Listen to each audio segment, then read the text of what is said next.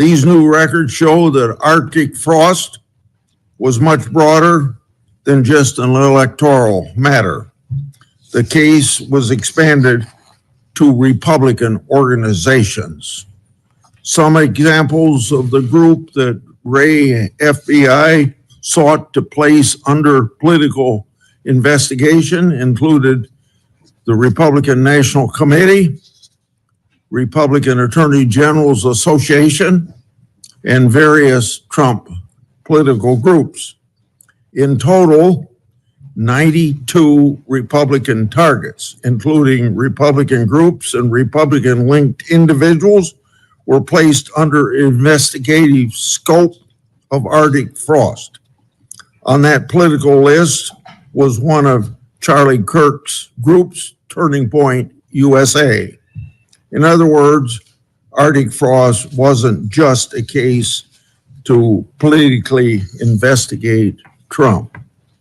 It was the vehicle by which partisan FBI agents and Department of Justice prosecutors could achieve their partisan ends and improperly investigate the entire Republican political apparatus.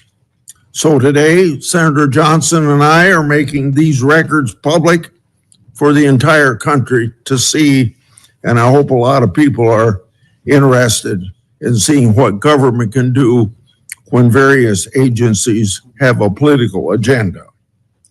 My investigative work has also exposed the political way in which Peter Navarro was investigated and prosecuted. When FBI agent Tebow found out that Biden's DOJ would prosecute Navarro, he said, "Wow, great." That's a quote, unquote. Through whistleblowers, I've obtained a audio recording of Special Agent Giordina and Special Agent Sebastian Gardner's delivery of a subpoena to Navarro. I'm making that audio public today. In a court document filed by the Department of Justice, Navarro's interaction with the FBI was unfairly described as, quote unquote, the word combative. That intervention with Navarro was just as the justification to later aggressively arrest him. Then we get to the Clinton Annex and the Durham Annex. The Clinton Annex showed that the Comey FBI had evidence necessary to complete the Clinton investigation, the one about her mishandling of emails and classified information, but the FBI never did its job because it never reviewed the evidence at that time. The Durham Annex showed that the Clinton campaign had a plan to falsely tie Trump to Russia, yet the Comey FBI failed to investigate that information. Instead, the Comey FBI used the discredited Clinton campaign-funded Steele dossier to advance crossfire hurricane against Trump. Director Patel, thanks in a large part to you, both annexes were finally declassified. That may be history, but it's history to make sure we don't repeat the history of the past. And the people ought to be concerned when the weaponization of government is used in this way, whether it's done by Republicans or Democrats. Last Congress, I made public an FBI document called 1023 form that alleged a bribery scheme with the Biden family. To date, the FBI has never answered Congress whether they investigated the text messages, the audio files, and the financial records referenced in that 1023. Whistleblowers have provided my office with 2 additional FBI 1023 documents. These documents memorialize statements from FBI sources. These two new 1023 documents are from separate FBI confidential human sources during different years. So in total, we now have 3 different FBI confidential human sources providing information about the Biden family and potential criminal conduct. Today, Senator Johnson and I are releasing these records. Let me say this for the partisan media, the people that are supposed to be policemen of our Republican form of government. We aren't saying the allegations are true. We want to know what the FBI did to fully investigate their veracity or lack thereof and what they concluded. Let's put this matter to rest one way or the other. Starting with my chairmanship, I've given one example after another of disgraceful partisan weaponization by federal law enforcement. Since the Trump administration took power, many FBI agents have been removed. The removal included agents and prosecutors who became partisan weapons that lost their way, and I've made records public to prove it. And many of my whistleblowers were aggressively retaliated against by some FBI agents who were subsequently fired. One FBI whistleblower publicly said of these terminations, quote, ensuring that they no longer work at the FBI isn't retribution, it's responsible leadership, end of quote. Which brings me to my final and favorite topic, whistleblowers. In August, 10 of my FBI whistleblowers secured compensation agreement because of your leadership, Director Patel. It included a mix of reinstatement to the FBI, reinstatement of security clearances, and monetary compensation. At the beginning of this month, another of my FBI whistleblowers got their job back. All told, across government agencies, almost 20 whistleblowers have received fixes to their retaliation.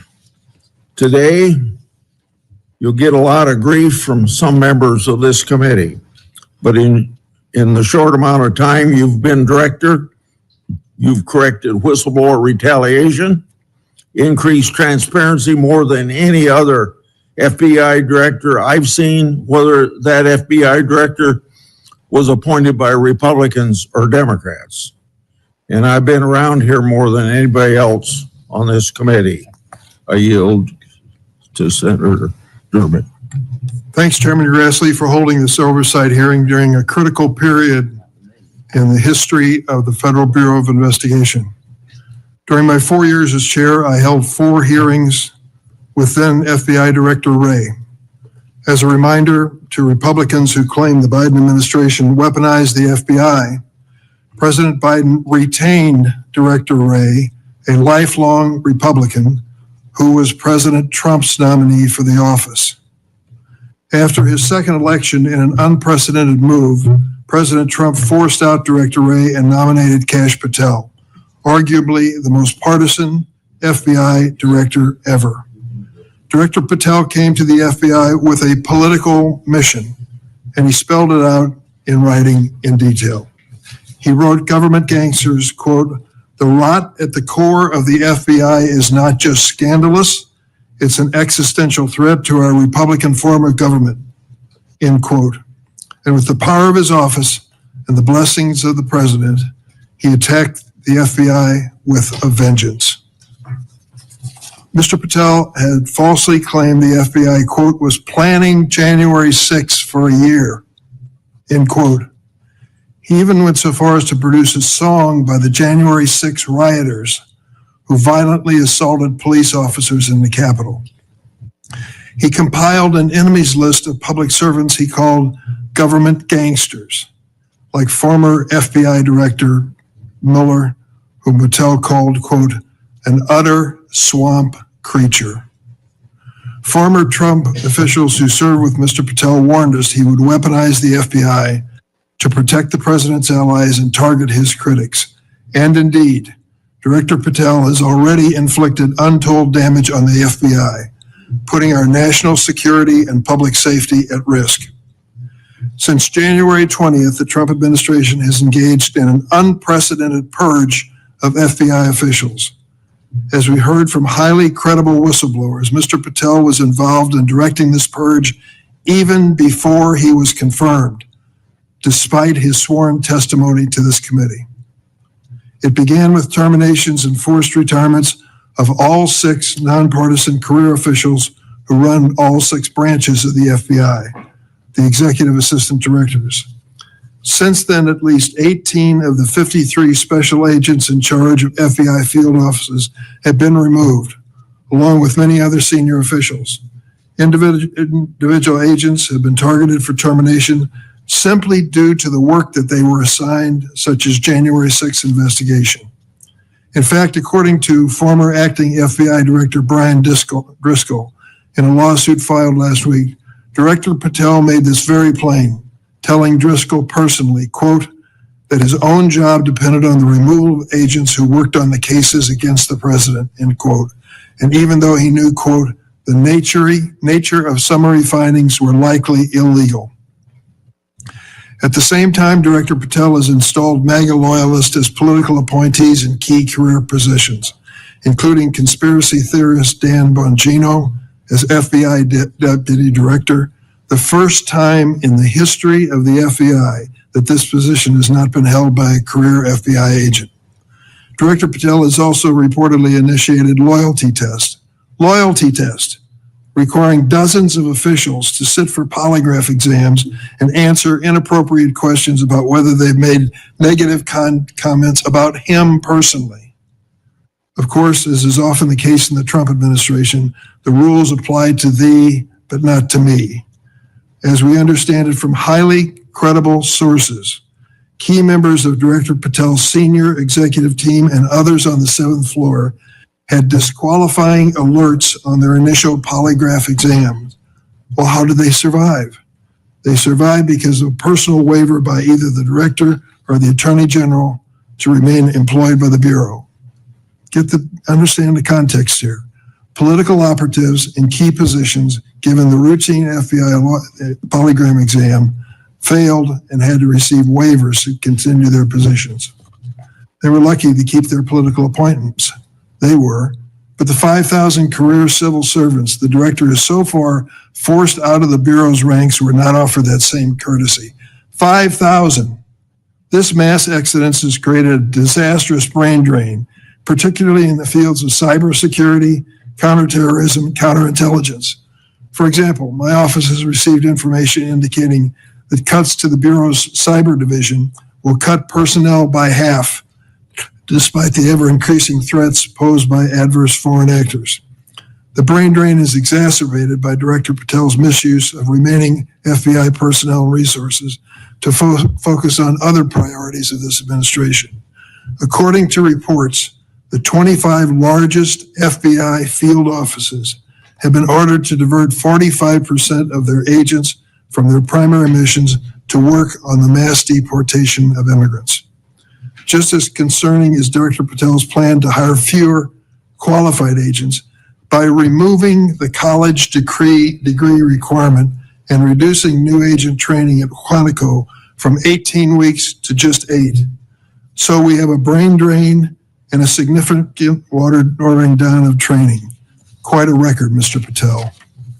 As recently fired special agents and others have warned, fast-tracking inexperienced and improperly trained people into critical national security jeopardizes the Bureau's ability to effectively protect America. Director Patel himself had no training or life experience for this position. The result of that incompetence is staggering. For example, after Attorney General Bondi publicly stated in February that the Epstein client list was, quote, sitting on my desk right now to review. That's what she said on Fox. Director Patel diverted more than 1,000 FBI personnel from their critical missions to work on 24-hour shifts reviewing over 100,000 pages of Epstein-related records. These personnel were instructed to flag any records in which President Trump was named. But that review ended in an unsigned memorandum from DOJ and FBI stating simply, "There is no incriminating client list," close quote. Director Patel still has not responded to my letter from 2 months ago asking about his role in this cover-up. On the day of the horrific shooting of Charlie Kirk at Utah Valley University, Director Patel again sparked mass confusion by incorrectly claiming on social media that the shooter was in custody, which he then had to walk back with another social media post. Mr. Patel was so anxious to take credit for finding Mr. Kirk's assassin that he violated one of the basics of effective law enforcement. At critical stages of an investigation, shut up and let the professionals do their job. Notably, Director Patel recently forced out Special Agent in charge of Salt Lake City, Mayim Saeed, a counterterrorism expert with 20 years experience, who would have led this high-profile investigation. The men and women who serve at the FBI and the American people deserve a director who has the ability and the character to restore the Bureau to its place as the preeminent law enforcement agency. I want to close on a personal note. I came of age in the 1960s. We experienced a number of horrific assassinations, including President John Kennedy, Senator Robert Kennedy, and Dr. Martin Luther King. We are going through a similar period of division and political violence. All of us in public life, on both sides of the aisle, have a responsibility to bring down the temperature and to work to unite the American people. Let's be clear. Republicans are not Nazis, and Democrats are not evil, as Mr. Patel has claimed. Democrats are not responsible for the murder of Charlie Kirk, and Republicans were not responsible for the murder of Melissa Hortman. Our political opponents are not our enemies. We are all Americans, and we should be working together to keep the American people safe and protect their constitutional rights. Thank you, Mr. Chairman. Would you please stand so I can swear?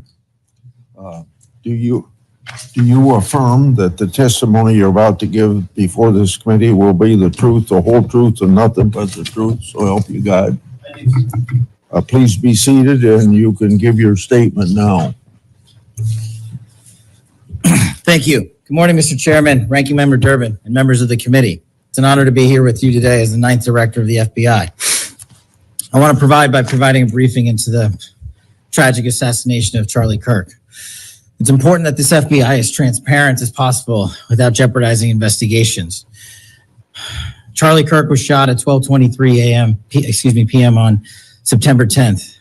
I think this timeline is critically important. Less than a day later, the FBI at my direction released the first set of images of the suspect that we captured based on our analysis on the ground. Later that evening, while conducting extensive interviews and cell phone analysis and also flying out evidence response teams and hostage rescue teams and evidence tacticians who were collecting evidence in live time and flying them back to Washington, D.C. in our laboratories for immediate analyses, we were able to extract video from the campus feed. And at my direction at 8 p.m., in partnership and in promise to working with the public to bring this fugitive to justice, we released a newly, never before seen video of the suspect. We also released new enhanced photos of the suspect.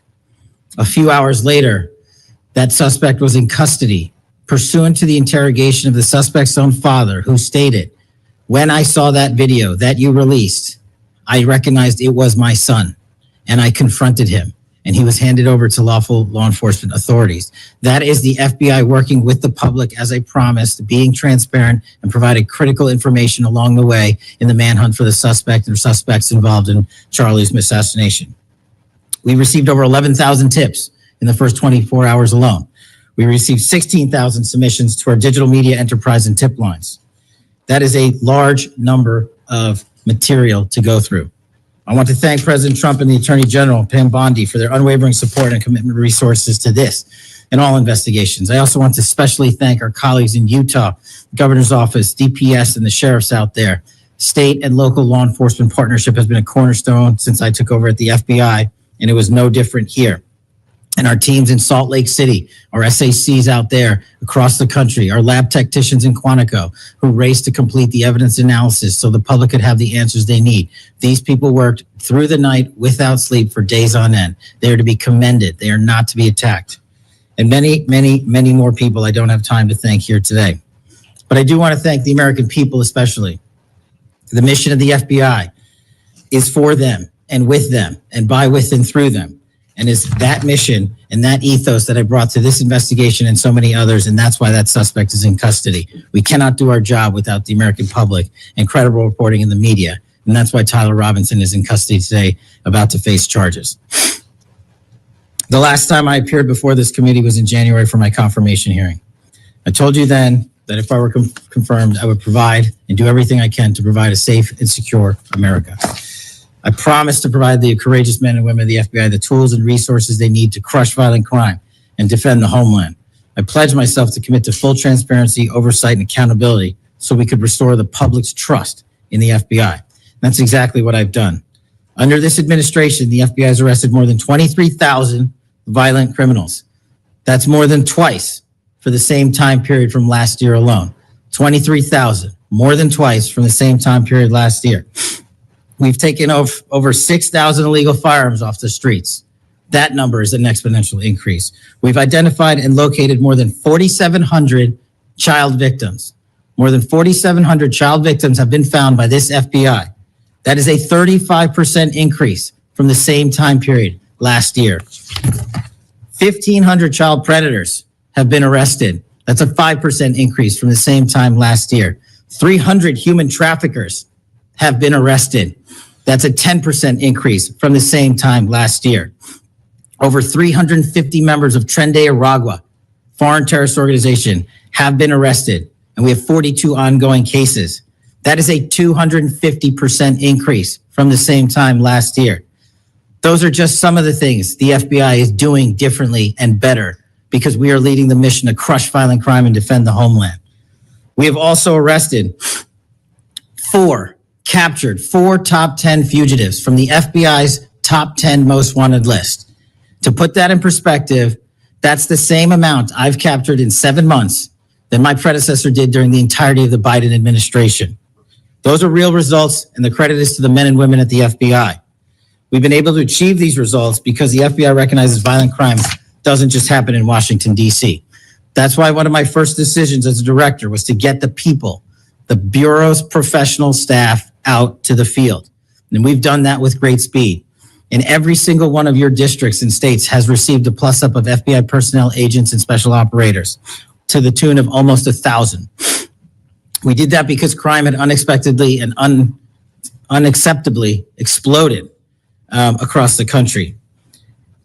In fact, one of the stats that the American people should thank the FBI the most for is we are on track to have the lowest murder rate in modern American history.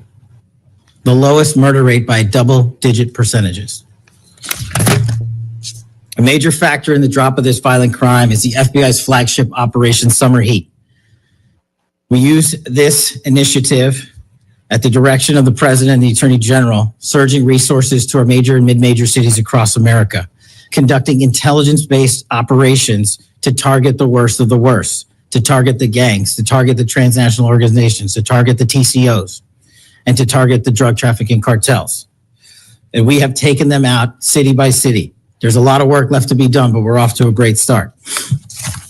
Just ask the citizens of Seattle, Miami, Memphis, Charlotte, Chicago, and so many more places. Specifically in New Orleans and Nashville alone, there has been an increase in the number of violent crime arrests by an average of 250% for each of those cities. And there has been a drastic reduction in crime across the board in mid-major cities across this country, thanks to the men and women of the FBI. How are we doing that? We are attacking the drug epidemic. We've seized nearly 1,000 kilograms of meth and cocaine off the streets of America. We've taken over 1,600 kilograms of fentanyl off the streets. Maybe one of the greatest achievements we have this year, 1,600 kilograms of fentanyl. That's a 25% increase from the same time last year. To put things in perspective, that's enough fentanyl to kill a third of the American populace, 115 million Americans. We're also going after the companies that manufacture these precursors overseas in places like mainland China and their cutting agents. In fact, this month in Cincinnati, we announced groundbreaking charges aimed at the individuals and businesses responsible for flooding these opioids and their precursors and cutting agents into the streets of America. And for the first time that I can remember, we are charging these businesses and enterprises, not just in America, but in mainland China, and seizing their operational necessity to have money by seizing their cryptocurrency wallets. We're also equally important to protecting the homeland. We know we have a no-fail mission. We're committed to keeping our nation safe from terrorism, cyber attacks, and foreign adversaries. Whether stopping threats inspired by foreign terrorist organizations or lone wolf actors or sponsored by hostile nation states. This year, we've already made nearly 60 counterintelligence arrests. 60 counterintelligence arrests this year alone is a 30% increase from the same time period last year for the CIA work at the FBI. I'm proud when we can share our successes, such as when an espionage charge was brought against an active duty U.S. Navy sailor caught spying for the People's Republic of China. But I want the American people to know the FBI is protecting the homeland from foreign adversaries in a way that will never make the news. And a lot of the good work that they do will never be able to discuss in this setting. We're working on cyber threats. We're attacking malware infrastructure, going after ransomware attackers, delivering a new partnership with the private public sector engagements we've taken with the companies who are attacked by these foreign adversaries and nation state actors and individual enterprise rings from around the world. We are combating Salt Typhoon, Vault Typhoon, Flax Typhoon, and so many other ransomware and cyber threats this nation faces. We're also arresting people such as Tajik National in Brooklyn, who is suspected of sending tens of thousands of dollars to support ISIS. We're going after the new form of what I refer to as modern day terrorism in America, 764 crimes that involve harming our children by going after them online, causing self-mutilation, suicide, sexual abuse, and steering them in the wrong direction. Currently, we have 3,500 international terrorism investigations. Specifically, we have in this country 1,700 domestic terrorism investigations, a large chunk of which are nihilistic violent extremism, NVE. Those who engage in violent acts motivated by a deep hatred of society, whatever that justification they seem is. The FBI has seen a 300% increase in cases opened this year alone versus the same time last year. In the last couple of months, the FBI secured a guilty plea for a man in Tennessee who attacked an energy facility with drones and explosives. We secured the indictment of a violent Sinaloa cartel faction leader in Chicago on narco-terrorism charges. Our folks in Sacramento collaborated with domestic and international partners to secure a guilty plea for a leader of a transnational terrorist organization who solicited the murder of federal officials. But the Bureau's job is not done. I'm committed to this transparency. Mr. Chairman, you alluded to our work with Congress. To date, in the 7 months that I've been FBI director, we have produced 33,000 pages to the United States Congress, 33,000 pages.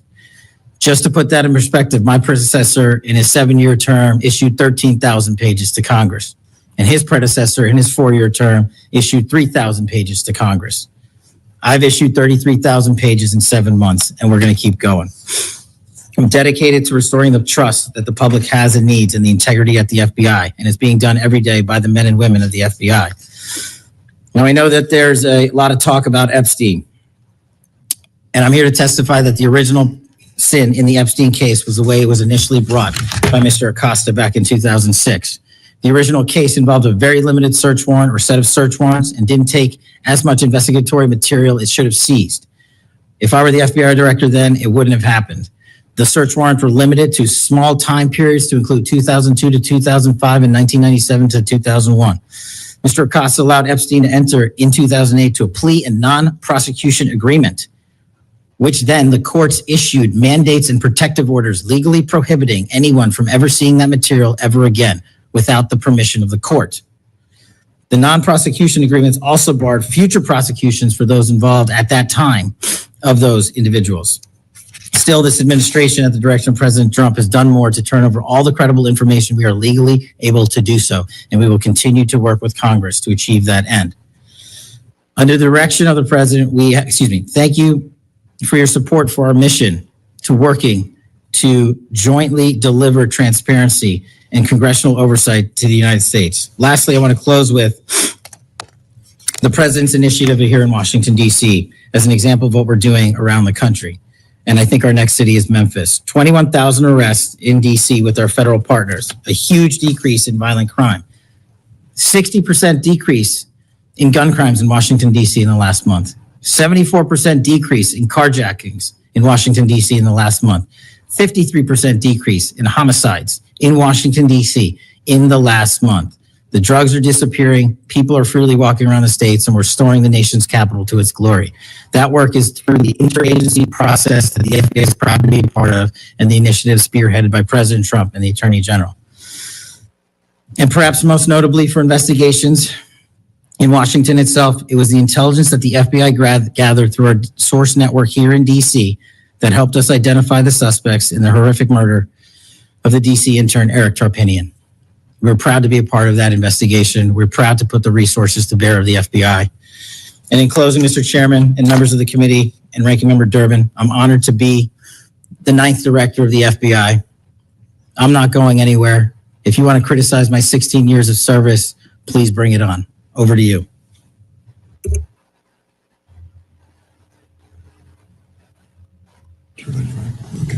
It's up.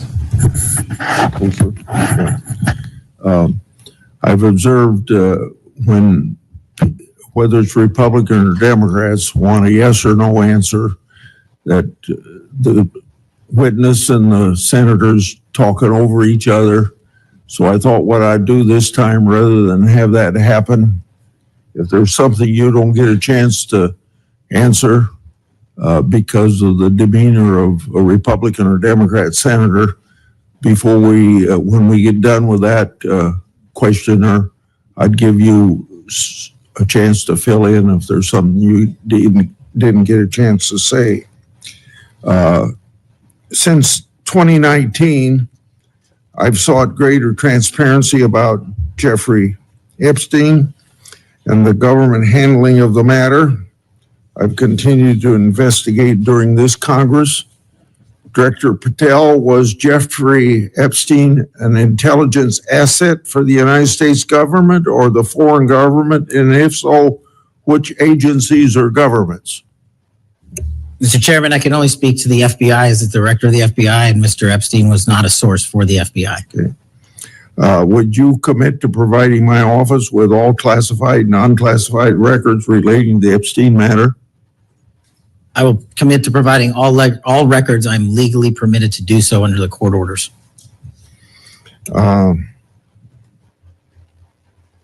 It seems to me that I accept your answer to my question, but the broader intelligence community ought to answer these questions as well. Victims deserve an answer. Regarding the initial FBI 1023 document that I made public last Congress, that document mentioned 1, text messages, 2, audio recordings, and 3, financial records that allegedly proved a bribery scheme with the Biden family and foreign interests. Regarding those records, did the Ray FBI make any effort to determine whether they existed? Did the Ray FBI make any effort to obtain those records? Not to my knowledge, Mr. Chairman. Since this matter hasn't been fully investigated, the FBI has an obligation to the public to do exactly that and figure out why it wasn't investigated. Next question. I've done a lot of oversight relating to sexual misconduct by the FBI agents. In fact, I believe this is something I discussed with Ray, one of his appearances before this committee. According to the FBI Inspection Division, it opened nearly 300 investigations based on sexual misconduct referrals between 2017 and 2024. According to whistleblowers, the Biden Ray FBI totally dropped the ball on this question. One credible accusation of sexual misconduct is too many, of course. Are you committed to reviewing the Bureau's policies to ensure responsible responses to credible allegations of misconduct, that they're swift and adequately protect victims? Yes, Mr. Chairman. Relating to a similar subject, during child crimes and sexual misconduct related investigations, are any private sector companies less than cooperative with you?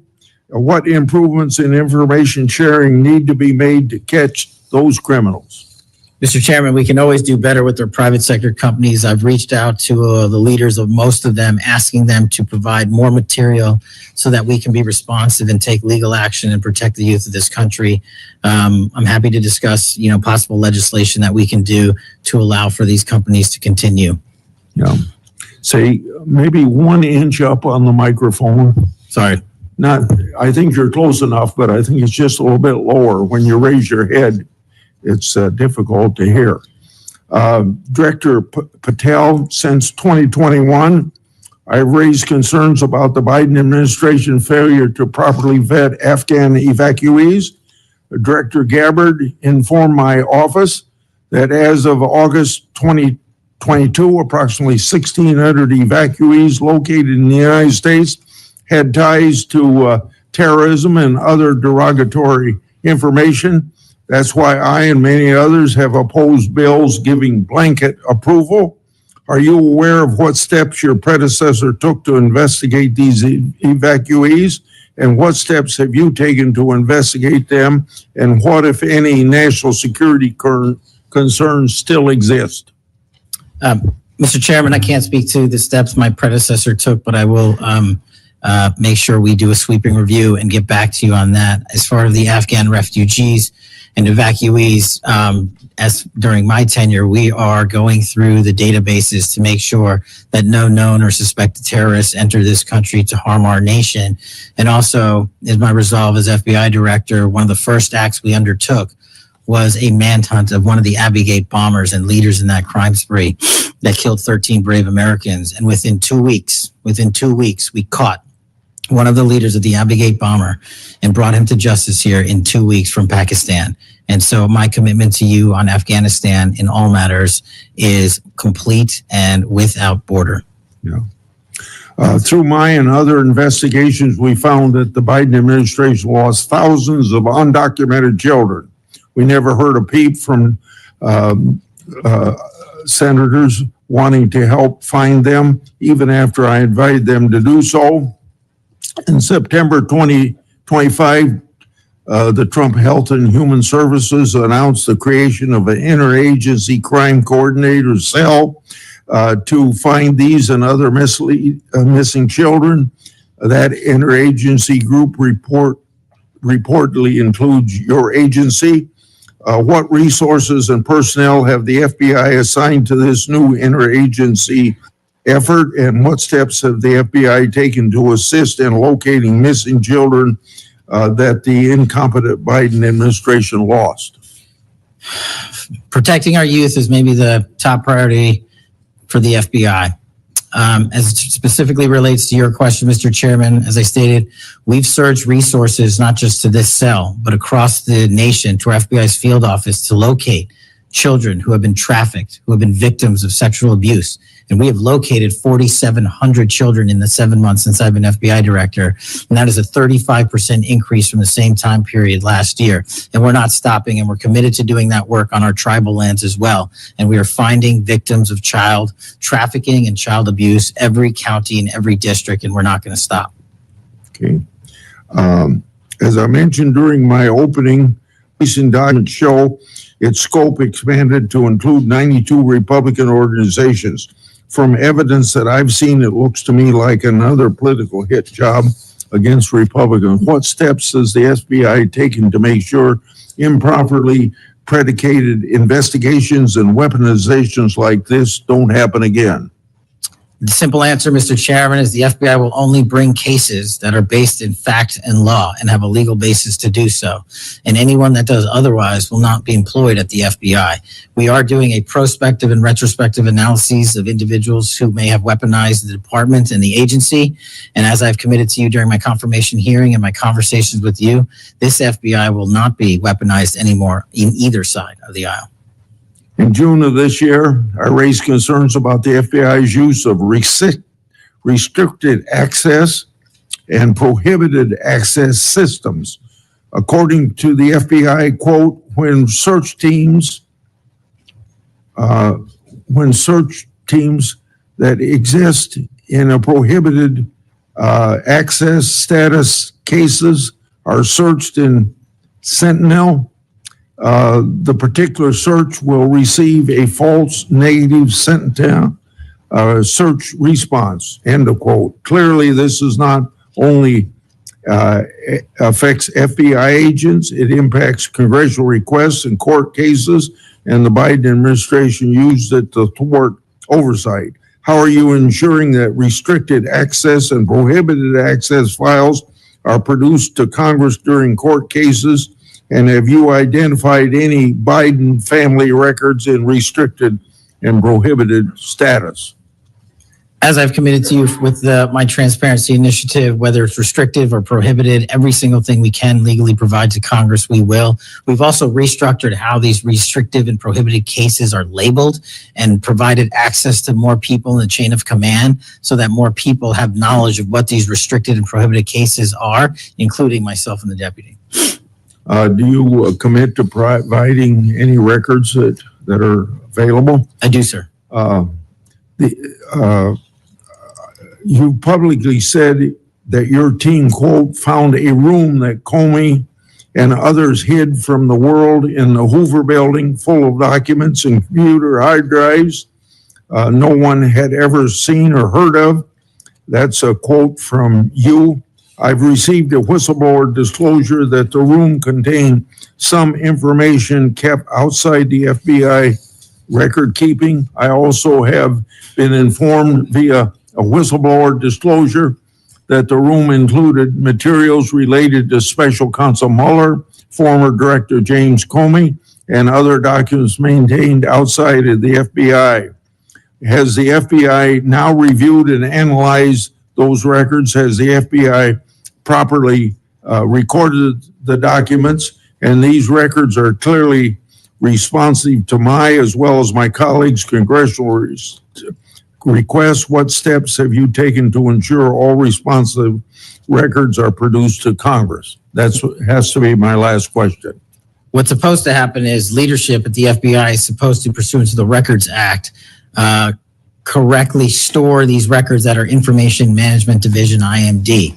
In this room, we found a plethora of hard drives, computers, hard documents, soft documents that were not so recorded, a voluminous amount of information. So we are continuously processing that information. So A, we subscribe to the Records Act and commit that those records will be kept permanently at the FBI. 2, we are reviewing those materials. A lot of those materials are related to ongoing investigations. And 3, we are on a rolling basis providing Congress the documents that we can, and we will continue to do so.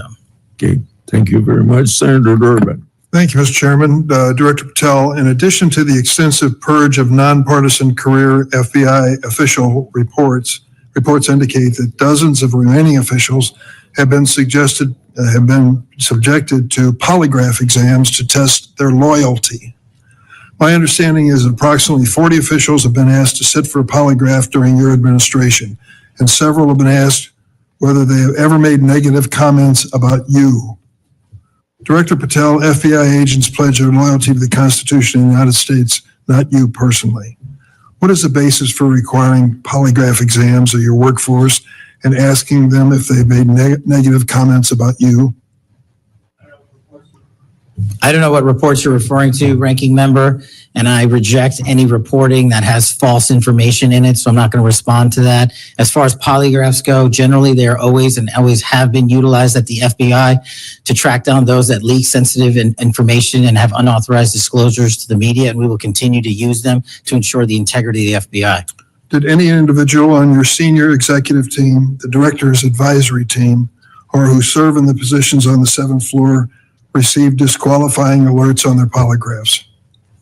Senator, I'm not going to get into the personnel discussions that were had on a polygraph. Those are private discussions, and many of them relate to ongoing investigations. Did you or Attorney General Bondi provide any individual with a waiver so they can remain employed after they receive disqualifying alerts on their polygraphs? I'll have to get back to you. You don't remember that? No, sir. My priority is protecting the American public, not getting into the weeds of polygraphs. And to have a decent memory when you come before a committee.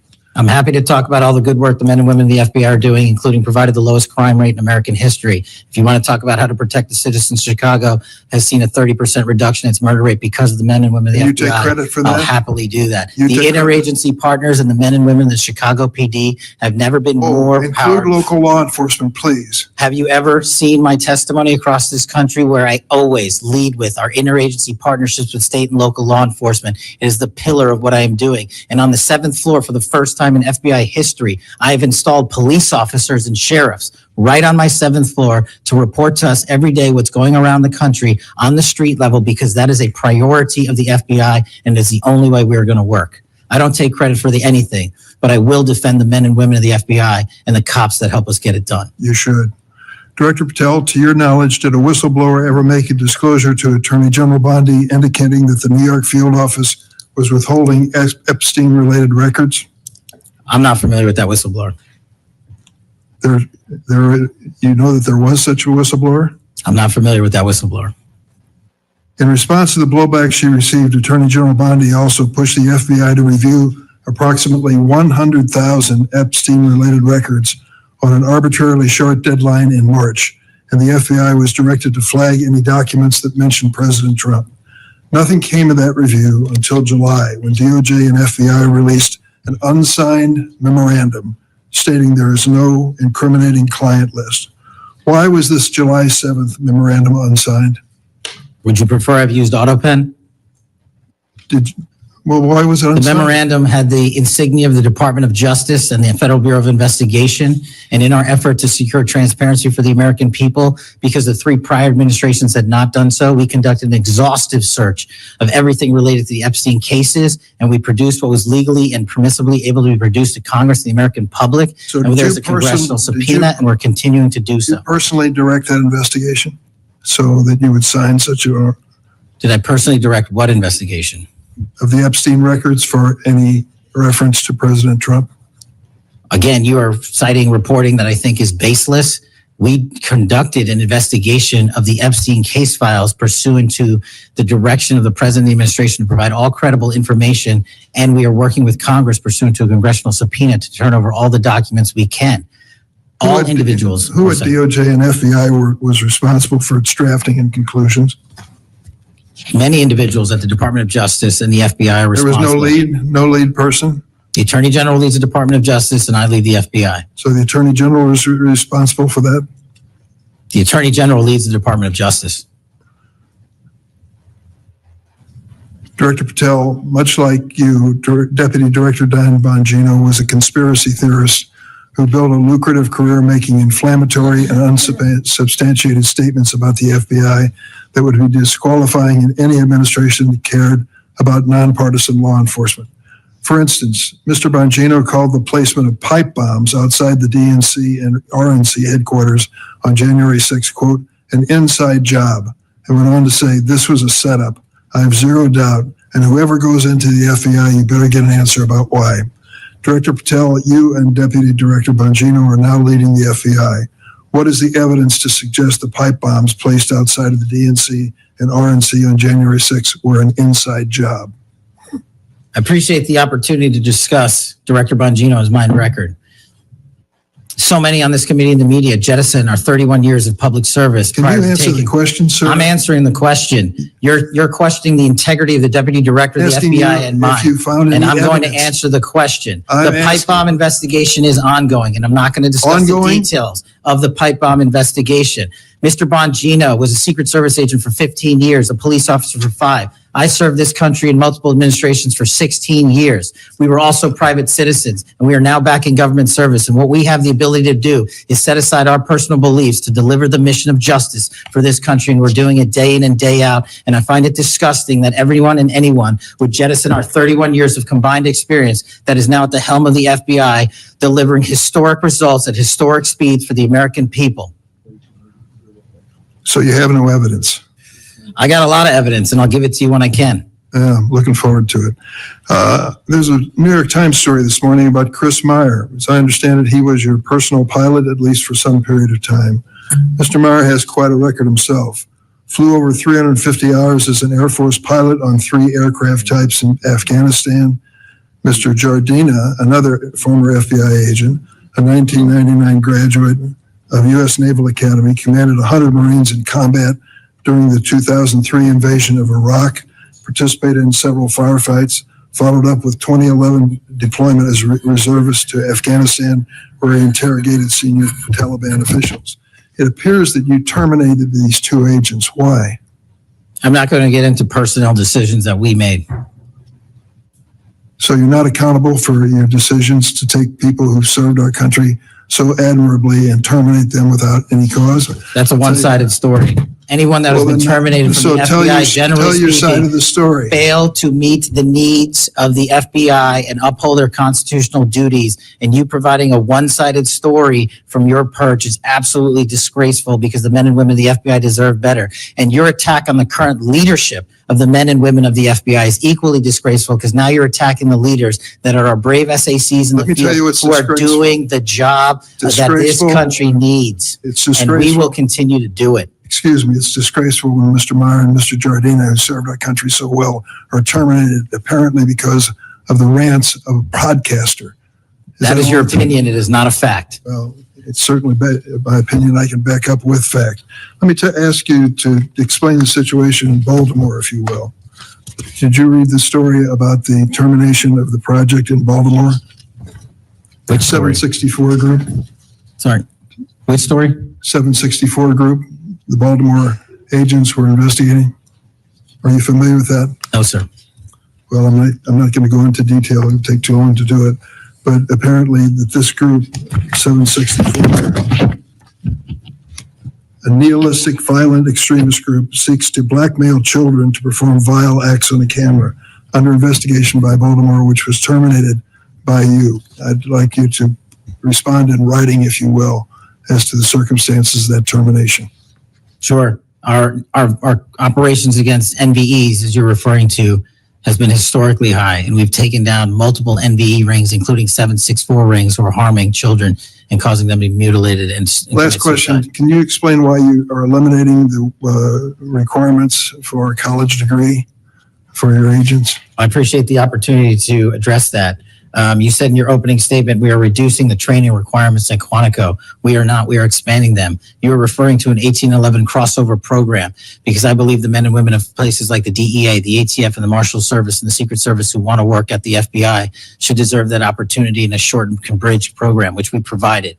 We are also keeping the 18-week BFTC as is traditionally being held at the FBI. So we're not reducing any requirements. We are increasing those that we bring into the Did you change FBI. any of the requirements on college degrees?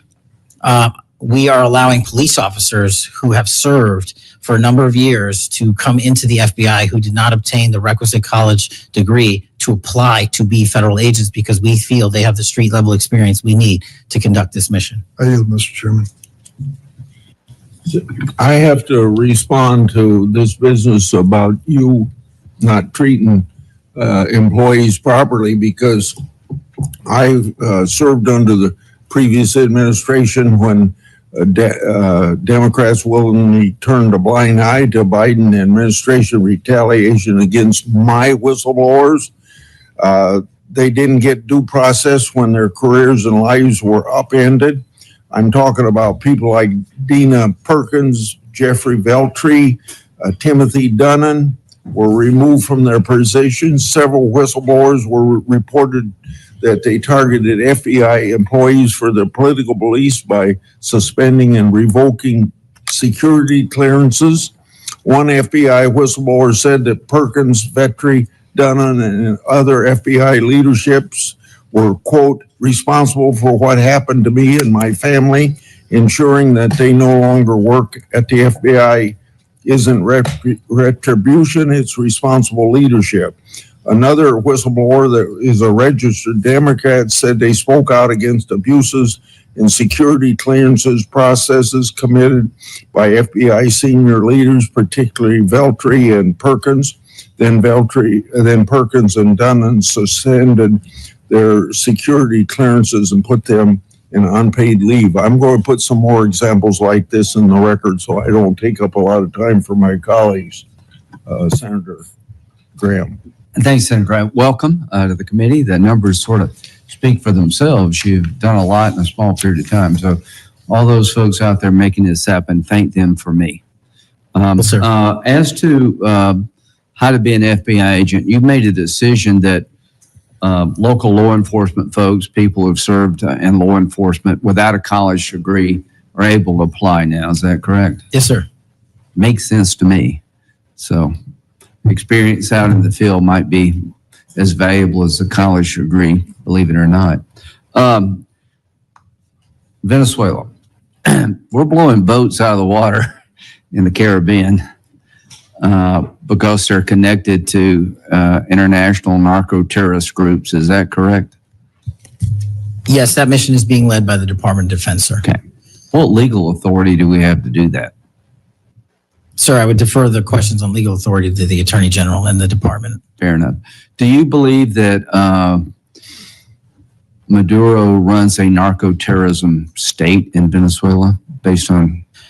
I believe based on the intelligence and prosecutions and investigations we are currently running, a large portion of the cocaine that exits out of South America, its origination point is in Venezuela, and using transshipment points through Haiti, they're using the navigable waterways in the Caribbean to the end state delivery, which is the United States of America. And we will hunt down every single one of those narco traffickers with the authorities. There's some actual indictments of Maduro as an individual for being involved in that. Is that correct? Senator, I think you're referring to the DEA indictment on that one. Right. So I guess the point is, would it be fair to say that Venezuela is a good candidate to be labeled as a state sponsor of terrorism under U.S. law? Senator, from my perch, we will provide the intelligence necessary for anyone who meets the threshold to be a state sponsor of terrorism, and this administration has I expanded. think they are, so we'll be going down that road. China, on a scale of 1 to 10, 1 being nothing, 10 being great, how is China helping with the fentanyl problem here in the United States?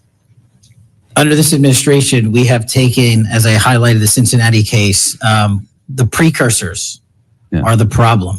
The fentanyl is the end state that kills American citizens. Well, the precursors are made in China, right? They're made in China. And so for the first time in a decade, I had a call with my counterpart in the MPS, the Ministry of Public Services, to attack the precursor chemical companies and have those chemicals labeled. Too early to rate the success?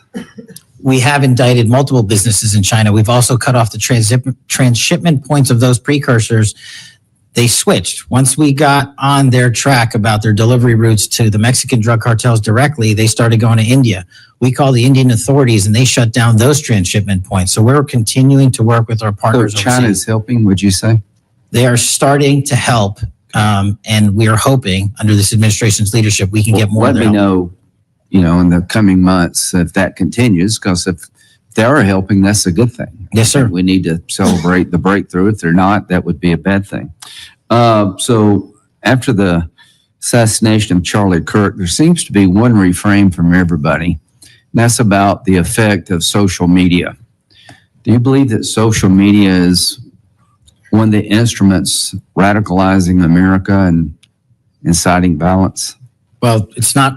My belief is based on the data, and the data shows that social media is wildly out of control when it comes to You're radicalizing. dead right. So what did you just say? This guy's the FBI director.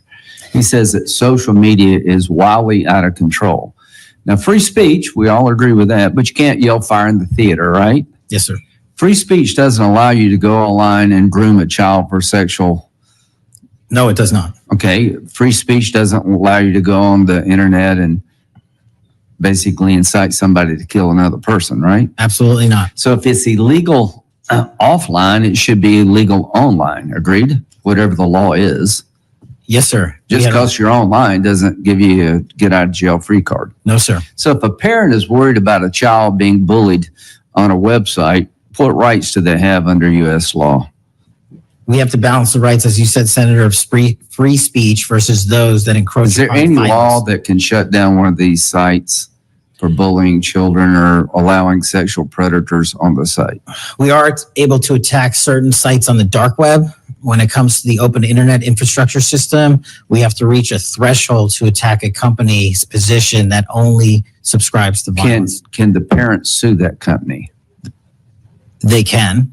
They can? They can sue not the social media companies. That's what I'm talking about. They can sue the companies. No, I'm talking about the social media company that gives lives to this behavior. No, you're referring to Section 230, sir. Yeah. Would you advocate a sunsetting of Section 230 to bring more liability to the companies who send this stuff out? I've advocated that for years. All right. We need to do this, folks. These companies are taking content that it makes you sick, that could get you killed, get you poisoned, and there's nothing we can do about it under our law. A person can do about it because of Section 230. So if your child is being sexually groomed online or bullied online, and you go to the social media company and ask them to take it down, they refuse, you have like zero rights. How many images of sexually exploited children are purveyed every year on social media sites? The number is astronomical. And Senator, if I can just add one step to that analysis, Please. It's not just what's on social media that is quote unquote real. It's the introduction of artificial intelligence and Right. generative AI that is creating even more child sexually abuse material and even more sexually violent acts online and mimicking people. Would you say that the way social media is structured today, really no accountability, 36 million images in 2023 of sexually exploited children, that this is a public health hazard? It is. Would you say that it's a mental health problem, particularly for younger people? It absolutely is. Do you agree that some of these sites are designed to be addictive? I think not only are some of these sites designed to be addictive, unfortunately, the reality is some of these sites are designed to generate income, and many people are generating income based on this illegal trade. Do you think it's now time for America to deal with this problem? I'm all in. I have been all in, and I'm happy to work with Congress to do so. Well, I tell you what, having the FBI director all in is great news for me, and I hope the committee will respond and that we'll be all in, trying to fix a problem that I think is doing a lot of damage to our country. When it comes to John Bolton, was there new evidence involved in the raid on his home? Sir, that investigation is very much ongoing. As you know, there was a raid of his house pursuant to a legal Was there a search warrant obtained to go in? Absolutely, sir. Okay. All right. We're looking to have that search warrant unsealed Okay. at the Yeah, appropriate I time. think that would be good, quite frankly. In December 2023, Director Wray said he sees blinking lights everywhere regarding to foreign terrorist threats against our homeland. How would you characterize the state of threats to our homeland by foreign terrorist groups? Foreign terrorist organizations have adapted and started utilizing online platforms, and so is the FBI. And so while they are adapting and expanding how they harm our country, we have as well. They have not stopped. There's been a resurgence in places like West Africa and elsewhere of foreign terrorist organizations, and also the newly emboldened drug trafficking organizations in Mexico. It's going to take a whole of government approach to get. Does Hezbollah fall within that group? Yes, sir. So Hezbollah is involved in not only terrorism, but narco-terrorism? Yes, sir. So do you consider Hezbollah a threat to the United States? Absolutely. All right, finally, Do you have enough people Sorry. to do all this? Do you need more people? You're involved in a lot of things and the numbers speak for themselves. You have FBI agents helping here in Washington, D.C. You have FBI agents helping in illegal immigration. That's good. You've got a chance here to tell us if you need more people. Seems to me that threat level of this country is pretty high right now. You got thousands of domestic terrorism cases. How many are being investigated? I think 3,500 off the top of my head. 3,500, okay. Anyway, it seems your plate's pretty full. I would urge you to get with your people. And if you think you need more people, now's the time to do it. It would be a shame to miss an opportunity to plus up the FBI if the threats justified it. Will you look? I will look, sir. Okay, but are you comfortable you have enough people right now? Right now, I'm comfortable with the reallocation of agents and personnel outside of Washington, D.C. and plussing up states like South Carolina in double-digit numbers. Okay. And I'll get back with my team on this one. Thank you for your service. Senator Whitehouse. Boy, is my timing good. It is very good. Director Patel, welcome. Thank you, sir. When you were here for your confirmation, we talked about your so-called enemies list. It appears to me that there have been adverse actions of various kinds taken against about 20 of the 60 people on your enemies list. You've been in office for 7 months. At that rate, you've got 14 months until you've hit all 60. Can you explain that? Again, that is an entirely inaccurate presupposition. I do not have an enemies list. You can continue to characterize it as you wish. The only actions we take, generally speaking, for personnel at the FBI are ones based on merit and qualification and your ability to uphold your constitutional duty. You fall short, you don't work there anymore. Well, there was a list. You don't like it to be called an enemies list, and it had about 60 names, and about 20 have had an adverse action. So those are, I think, pretty clear facts. Let me move on to your grand jury testimony, which we also talked about when you were here. I think you indicated that you understood that a witness in the grand jury is free to discuss afterwards whatever they told the grand jury. And you then went on to suggest, saying, I can't go into court orders granted by the DC District Chief Judge, and you want me to violate a court order. In those remarks, you fairly plainly suggested that there was a court order of some kind that somehow restricted or limited your ability to discuss your own testimony to that grand jury. Since then, that chief judge that you mentioned, Judge Boasberg, has written, and I'm quoting him here, Federal Rule of Criminal Procedure 6E allows witnesses like Patel to divulge the contents of their testimony, meaning that nothing was preventing him from doing so before the committee. Can we confirm here today that there is no court order of any kind that limits your ability as a witness before the grand jury to discuss your own testimony to that grand jury? We can confirm that pursuant to my action, that grand jury testimony has been released, the transcript.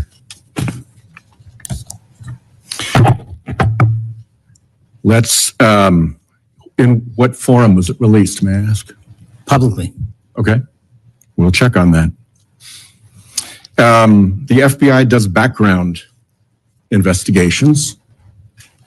In the case of a U.S. attorney, Janine Pirro,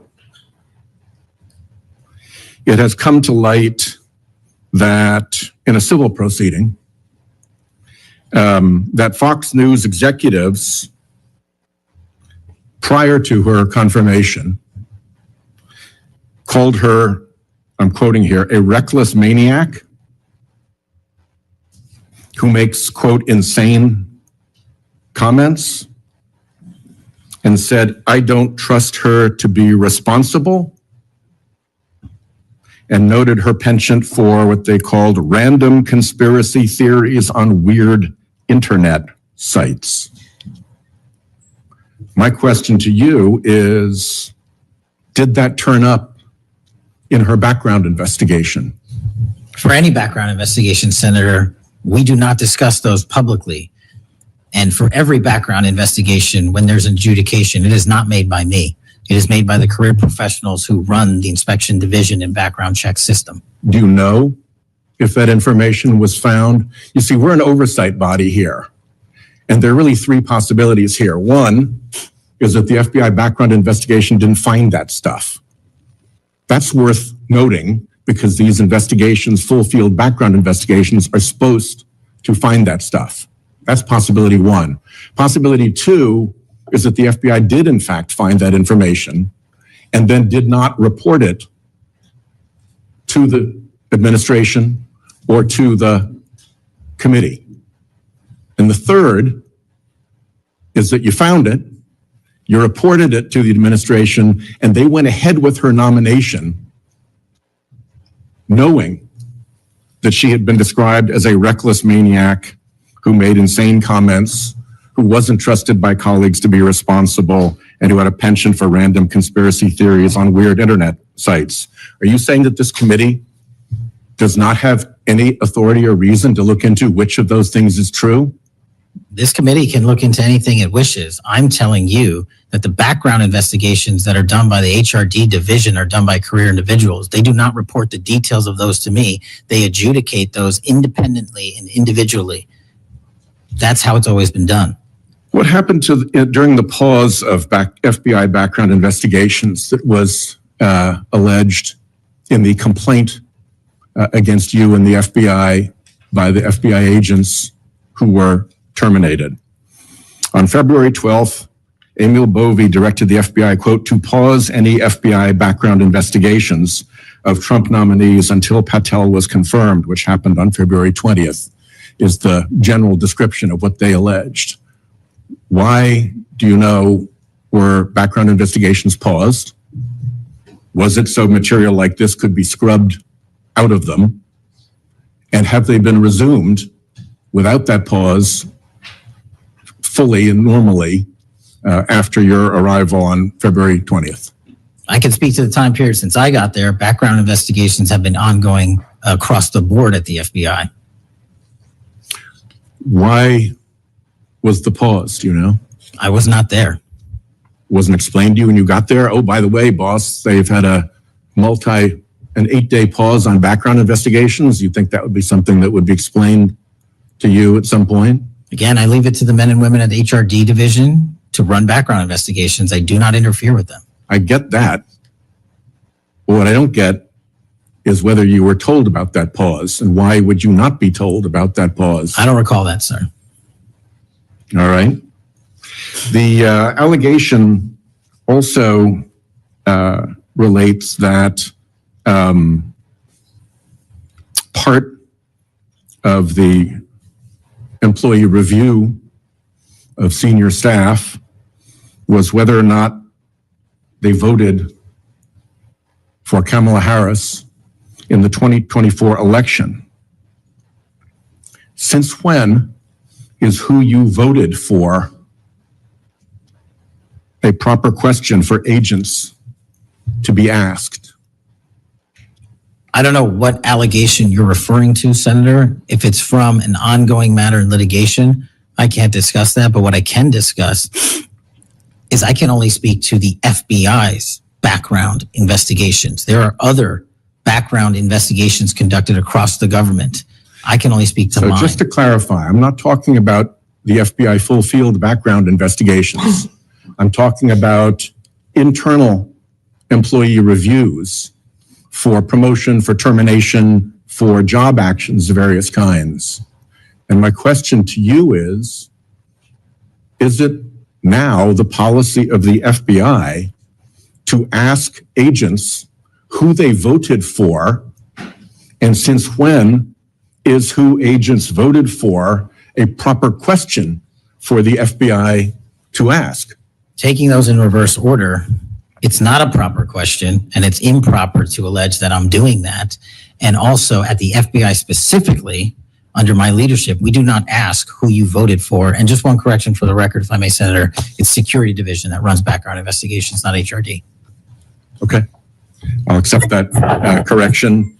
And in the event that we cannot locate your grand jury transcript, just expect a question for the record that will give you the chance to either provide that transcript again if it had been previously provided, or to make the statement that Grand Jury Rule 6E allows you, to the best of your recollection, truthfully, about what it is that you told that grand jury. Do you understand that? That's why I wanted the transcript released, and we'll get it to you, sir. Thank you very much. Thank you, Chairman. I think I want to take an opportunity when we hear about your political weaponization to remind my Democratic colleagues that what's happened the last decade, federal law enforcement, intelligence community, even when Trump was president, has thrown everything at him. They've even gone after his associates and Republican Party organizations. One investigation after another, one prosecution after another. I use examples you've heard me already say today: Crossfire Hurricane and Arctic Frost. These were all built on defective foundations of political bias. And then we released the Clinton Index and the Durham Index and the FBI's failures to investigate. So I've been acquainted with this because I've been trying to get to the bottom of it, and we had to get a new FBI director to get all this information, Senator Cornyn. Director Patel, welcome. Thank you for your willingness to serve in this very challenging position. How many people work for the FBI today? Approximately 36,500, give or take. I've always wondered whether an organization that big and that diffused all across the nation was actually capable of being managed. Have you experienced any surprises in terms of the, as the director, in terms of your management of the organization? In my experience, Senator, the leaders in the field are supposed to lead. So we have empowered and we've changed the structural operation of the FBI to empower SACs in the 56 field office, 55, 56 come 1 October, to lead the mission. We've also empowered the respective assistant directors and operational directors to lead the mission. That is how you manage 36,500, 37,000 people. No one or two people can do it. And that's been the transition, is the power structure is being pushed out to the field operations. It sounds like a very practical way to approach it. And how is morale? Morale, when I travel around the country, in my experience, has never been higher. The FBI and the police officers that we work hand in glove with across this country are excited to do the work. And the stats that I'm citing are no achievement of mine. The stats that I'm citing in the 7 months that I've been there, such as a 42% increase in cyber arrests alone this year, is because the men and women at the FBI have been empowered in the field. They want to do the work. They're getting the opportunity to do the work. And with our great partners in the respective states like Texas, and where we just returned a top 10 most wanted fugitive in Cindy Singh, are getting the ability to make those prosecutions a reality. By the way, Senator Durbin was asking about polygraphs. Aren't polygraphs a standard part of the standard test given to people with security clearances across the intelligence community They are. as a condition to maintaining your security clearance? I believe they are. Speaking of intelligence, one of the things that I've wondered about over time is, the FBI is a premier law enforcement agency in the nation, but you also have other important responsibilities in counterintelligence. Mm-hmm. And there's been different debates or people wondering whether, including me, whether that's an appropriate role for the FBI to play. And I guess the most challenging part of that is if it's not at the FBI, where would it go? But can you, given your background, I know is working on the HPSI and your intelligence background, can you talk a little bit about what you think about the counterintelligence role of the FBI agents and how that's working, whether you think it's performing the way it should, or whether there are other changes or reforms need to be made in order to improve its functioning? As you know, the threats from our adversary nations are just proliferating every day. So what do you think? The espionage activities of our adversaries have never been so high. And I think the counterintelligence mission is properly housed within the FBI because we've invested with those authorities for Congress. And I believe that mission set is working. And if I can, sir, since January 20th of this year, the FBI has made 55 arrests on the counterintelligence mission alone.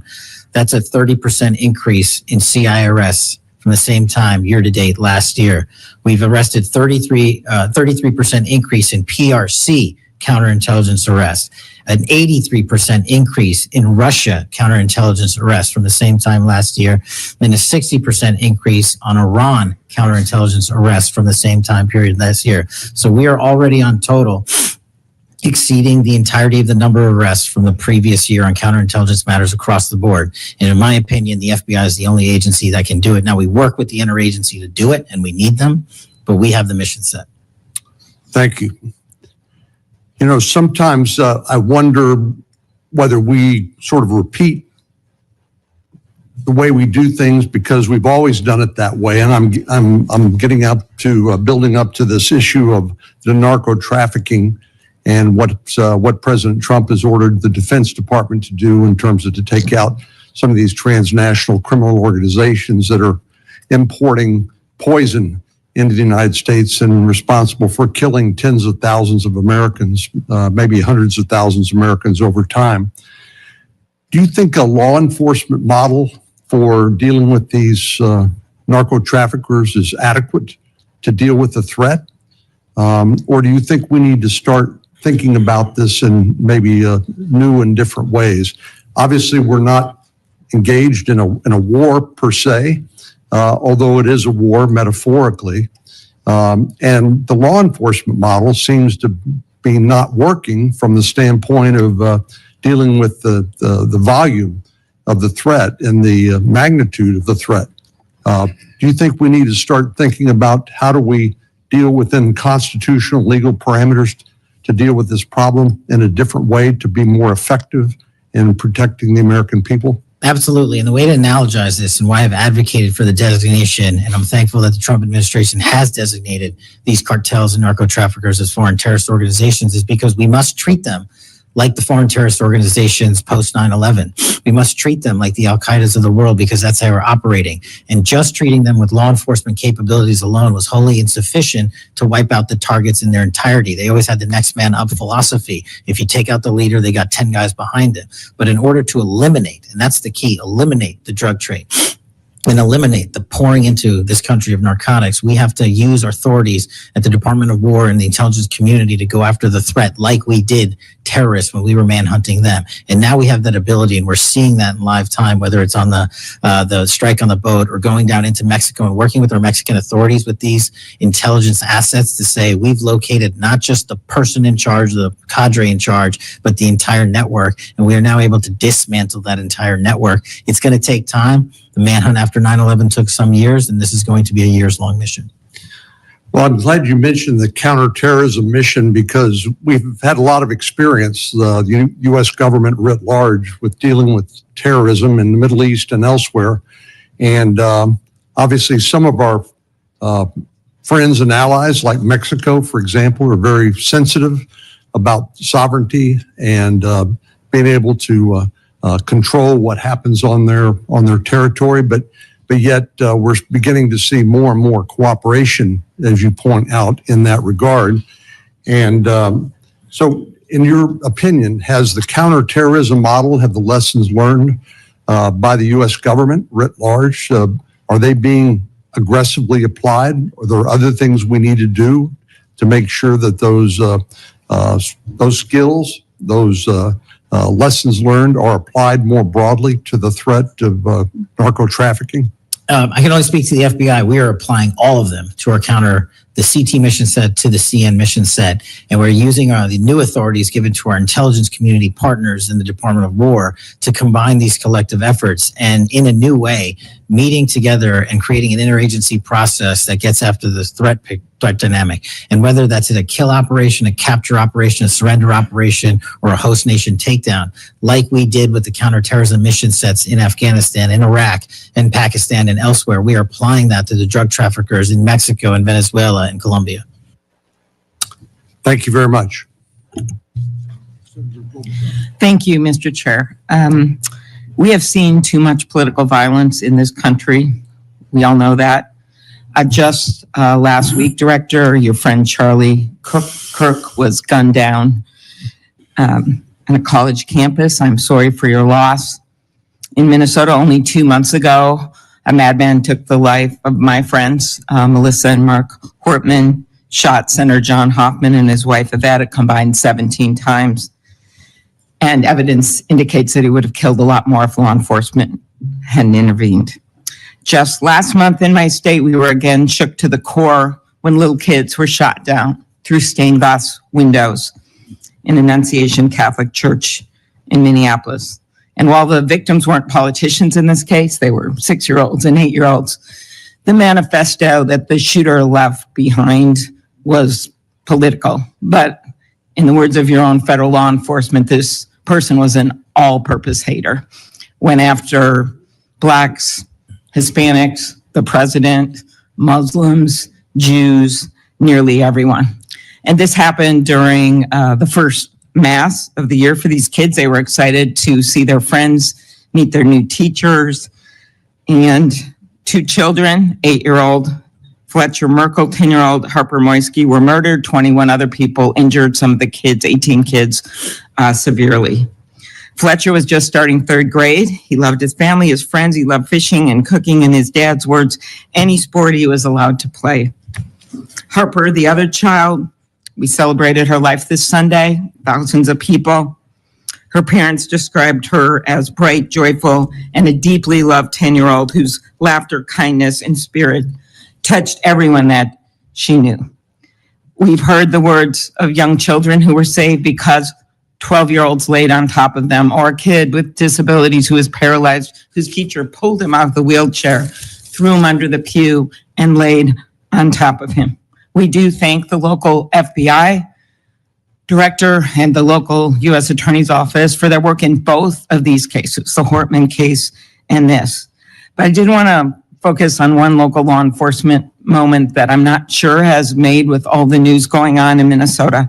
When the first 911 call, and you've heard about other places where this waited and waited, the first 911 call was made at 8:27 a.m. The first officer was on the scene just 4 minutes later, local Minneapolis police, at 8:31 a.m. The Chief O'Hara, shared with me the actual numbers.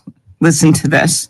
Over 20 people were in ambulances just 14 minutes, all of them, after the police got on the scene. 14 minutes after the first call, tourniquets, stretchers, and they got them all to Hennepin County Medical Center or Minneapolis Children's Hospital. And I think it is worth looking at what happened there, because one of the dads whose daughter was severely injured, still in the hospital, that I met on Sunday, told me that there is absolutely no way his beautiful daughter would have survived if police hadn't been there. So it is worth looking at for all of us. So my focus on behalf of these parents, because I promised I would do this on Sunday, was just to figure out how we can do anything to stop this from happening again. So expanded background checks, ghost gun bans, every shooting is different. Raising the minimum age to purchase an assault weapon, even if we're not going to ban them, I favor banning them. But that's one idea that's out there. When so many of these shootings are people who are 18, 19, 20, 21. The one at Annunciation Church was 23. Both shooters in Uvalde and Buffalo had just turned 18 when they purchased the assault weapon bans. I'm not saying any one of these things would prevent every single shooting, but I really ask everyone to look at these. We also need to tackle social media, and I really did appreciate Senator Graham's questions. I think we have to protect free speech and not engage in censorship. But for years, I have supported repealing Section 230, which was made when these companies were little companies starting up in garages. And I think it is one way to get at making this better environment online and preventing violence. So my first question is on the assault weapon ban. Do you think that would be helpful in reducing gun deaths, Director? Senator, if I may, I want to answer the question, but thank you for your remarks, especially it relates to my friend Charlie. And I share and relay my remarks, my sentiments to you. Minnesota has suffered untold tragedy in these last few months. And whatever creativity we can use to eliminate even just one shooting, one horrific death, I am in favor of engaging with Congress fully to do. I don't have the answers. I don't know what will eliminate it in its entirety, but I'm willing to engage and explore new ways with you, Senator. Okay, thank you. And so assault weapon ban, what do you think? Senator, I think there are instances on this legislation that could prevent future attacks, but I'm not going to weigh into the creation of legislation. Could you also look at, and I favor just assault weapon ban, not getting the hands in these guns in the hands of people that shouldn't have them. But could you look at the numbers on the ages? Yes. Because from 18, even going from 18 to 21, which wouldn't have prevented the shooter in Annunciation Church from purchasing that gun. He purchased several the same day. Over 100 rounds were fired from the assault weapon through the stained glass windows. So if you went up to 25, it would have stopped that immediate purchase and probably saved the lives of these kids. But if you go to 21, that is the same age that already applies to purchasing handguns from federally licensed dealers. So I prefer another approach, but I was hoping that our Republican colleagues would at least look at that, given Uvalde, Buffalo, and some of these other mass shootings, trying to be practical, but thinking that it could make a major difference. Strengthening background checks, could you also look at that? And then banning ghost guns and bump stocks.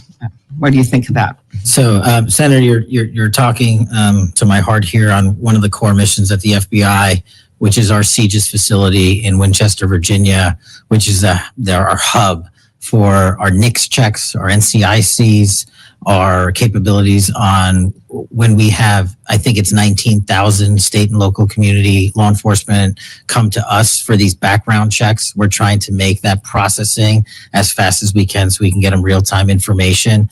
I think we have a 93% clearance rate in 15 minutes as it relates to ghost guns, but we can do better. All right, well, just if you could get back to me on all those and talk to the White House.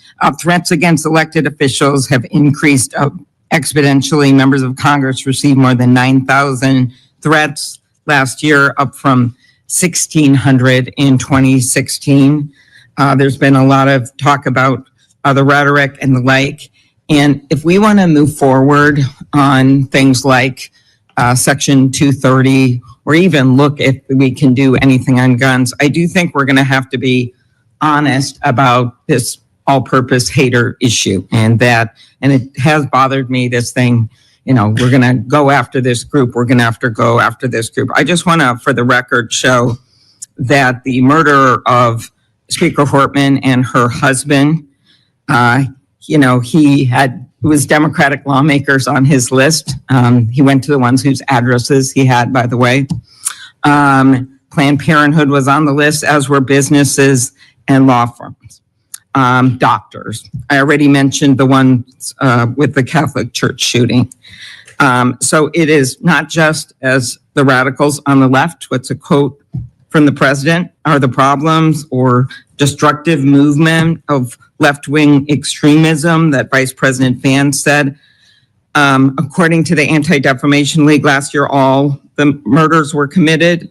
And I'm not actually going to say this because I don't even want to go left-right with this, but you can imagine it wasn't from the left. Cato Institute, conservative think tank, published a study just last week that found terrorists from the right were responsible for 6 times more deaths than people from the left. I actually don't want to go tit for tat on this, but what I am asking for is that this rhetoric of blaming one side or the other stop. If you could convey that to the president, and that we actually work on things that are solutions. So could you commit to me, Mr. Patel, Director Patel, that you will do that? Absolutely, Senator. Okay, thank you. Last, you were asked about social media, and I will put some more questions on the record about that. I think we could make major movement on that. The local FBI helped when the city of St. Paul was a victim of a cyber attack. And I'm concerned about some of the cyber attack cuts. I'll ask you that on the record. AI, I'm glad you raised that. I think we have to do more, but also including election interference because they're using AI videos. I just had one happen in this very committee on me, and I just think they're going to start using it in democracy, election. They could be foreign. Do you think some of this is foreign entities, Mr. Patel? Generally speaking, we have traced a lot of this to loose groups overseas that don't have any sort of central cluster. There's going to be a lot on you then. And then last, I'll put on the record just my concern about protecting journalists. The new guidance that came out of the department. Have you deployed any FBI resources to investigate members of the media for activities related to news gathering, reporting, or reporting on government whistleblowers, something near and dear to the chairman's heart? The only time we would involve an investigation of a journalist if they've conducted or committed an allegation of separate criminal activity, most prominently leaks of classified information. Thank you. Senator Hawley. Thank you very much, Mr. Chairman. Director Patel, good to see you. Thank you for being here. You're leading the FBI at a very critical time for that agency and also a critical time for our country. And I want to start by talking to you about the tide of violence that we have seen, ideological violence against people of faith, particularly Christians. You just think here, take a rough catalog. Just in the last couple of years, we've seen shooting at the Covenant School, Christian school in Nashville. We've seen school shooting at the Annunciation School. We've seen church shootings multiply. We've seen acts of crime and violence, vandalism, arson against churches and parishes all across the country. And then, of course, last week, Charlie Kirk, who said, "I want to be remembered for my courage, for my faith," was shot on a college campus. Let me just start with the assassination of Charlie Kirk. Is the FBI, and I appreciate the tremendous work the FBI has done in this investigation, is the FBI investigating the Kirk assassination as part of this broader pattern of anti-religious, anti-Christian violence? We are investigating Charlie's assassination fully and completely and running out every lead related to any allegation of broader violence. And we're producing results on that we'll disclose when appropriate. Good. I'm glad to hear that. Let me just ask you a few questions about that if I could. Sure. Reports have suggested that the FBI is investigating a broader network of groups that may have had some knowledge of the shooter's plans. Can you give us any details on that, following up what you already said in public? How's the FBI working to find other potential accomplices, folks who may have known about the shooter's plans, folks who may have encouraged him? Any update on any of that? So in terms of what we do for an interrogation perspective, we go and reach out to the family and community immediately. And we've conducted those investigations and interrogations with local law enforcement. And we're continuing to do that because those closest to the suspect are going to hopefully know the most about the suspect and his beliefs and his ideology. On top of that, unfortunately, it has been leaked that there was a Discord chat. And for those unfamiliar with it, it's a gaming chat room online that the suspect participated in. So what we're doing, we've already done, is serve legal process, not just on Discord, so that the information we gathered is sustained and held in a evidentiary posture that we could use in prosecution should it be decided to do so. And we're also going to be investigating anyone and everyone involved in that Discord chat. Okay, very good. I see the public reports that the Discord thread had as many as 20 additional users. It sounds like you're trying to run down all of that to see if that's accurate, who else may have been on that thread, what they may have known. Is that fair to say? It's a lot more than that, and we're running them all down. It's a lot more than 20? Yes, sir. And you're running all of that to ground? Every single one. Yeah, fantastic. Let me just turn to the broader question here of anti-religious, anti-Christian violence. Let me just give you a few stats that I'm sure that you're all too familiar with. Every person of faith in America certainly is. Major report this past year found that there have been over 400 instances of hostility against churches in the United States in the year 2024. Those included arsons, bomb threats, shootings, and firearm incidents. Another organizational report found that there were 500 attacks on Catholic parishes alone. So that number 415, that's all Christian churches in 2024. Another organization found 500 separate attacks on just Catholic parishes since May of 2020. Of course, we have the Covenant school shooting, the Annunciation school shooting in Minnesota, where 2 children were shot dead as they were praying in a pew. Here's my question. What is the FBI doing to take on this rising tide of violence that seems to be motivated by anti-religious hatred? Specifically, sir, we have 60 anti-Catholic hate crime incidences reported to us that are being investigated. Publicly, I can tell you we have 5 hate crime investigations with anti-Catholic bias ongoing currently in the states, in the cities of Kansas City, Louisville, Houston, Nashville, and Richmond. That's what I can say publicly. But any ideologically based attack against any faith, as a man of faith myself, will not be tolerated, and the full resources of the FBI are committed to all of it.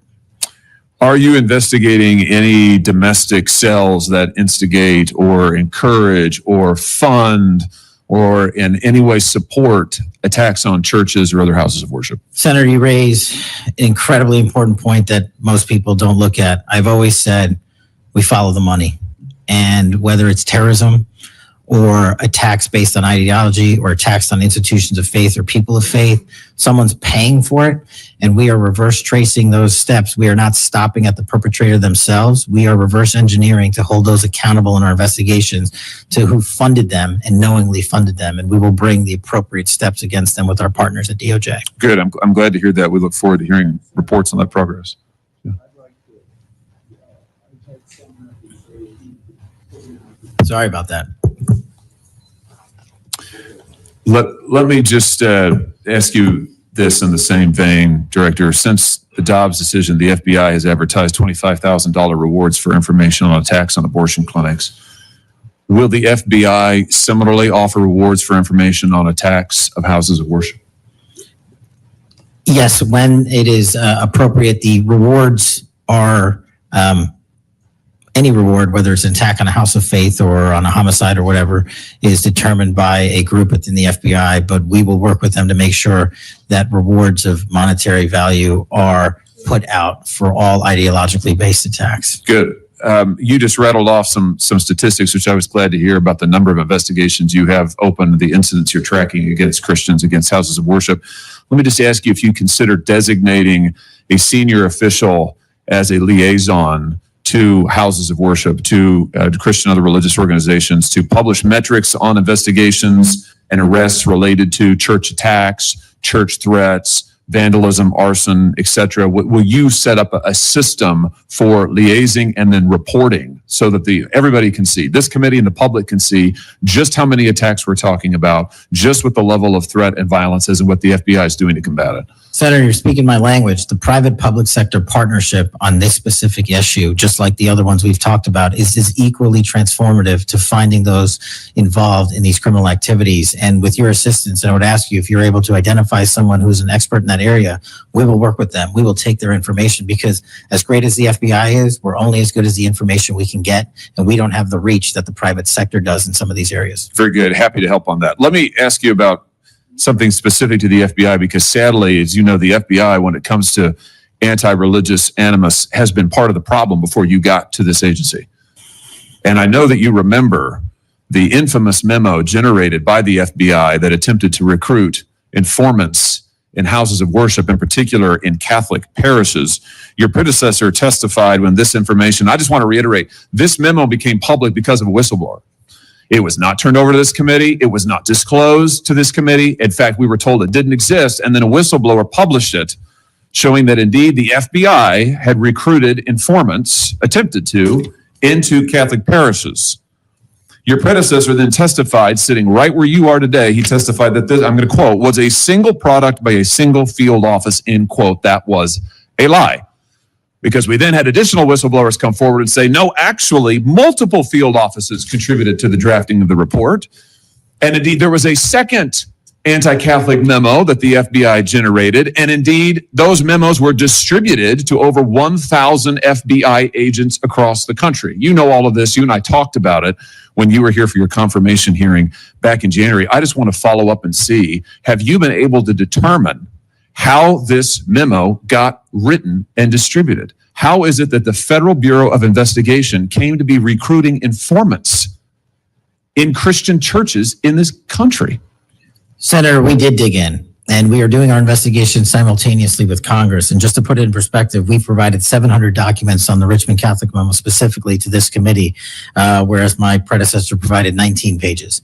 And not only that, but we looked into how the source recruitment structure at the FBI was conducted during this time. And we made adjustments and permanent fixes to ensure that sources are not put into houses of worship unless there is an actual ongoing criminal or international terrorism threat. We will not use sources at this FBI to investigate and cull information just for the sake of culling information in houses of worship. Has anybody been fired for this? There have been terminations related to this and resignations. Good. There need to be, because if this is going to be standard at the FBI, nobody can trust the FBI. You want to talk about violating the First Amendment? This has got First Amendment violation written all over it. It's one of the most revolting chapters in the FBI's history. And considering what we're seeing more broadly in terms of the acts of violence against people of faith, this has absolutely got to end. The FBI has to lead the way. So I count on you to do that, Director. Let me just, in the minute or so that I have remaining, let me just shift gears and ask you about something else you said earlier. You said that protecting our youth is maybe the FBI's top priority. It's great to hear. Let me ask you about the role of AI chatbots in that, which you've talked about a little bit already today. Are you investigating any cases of AI-generated child sex abuse material? You issued a PSA earlier this year warning that synthetic child sex abuse material, that's where the AI generates it using maybe a real kid's image, but then generates sex material, sex abuse material.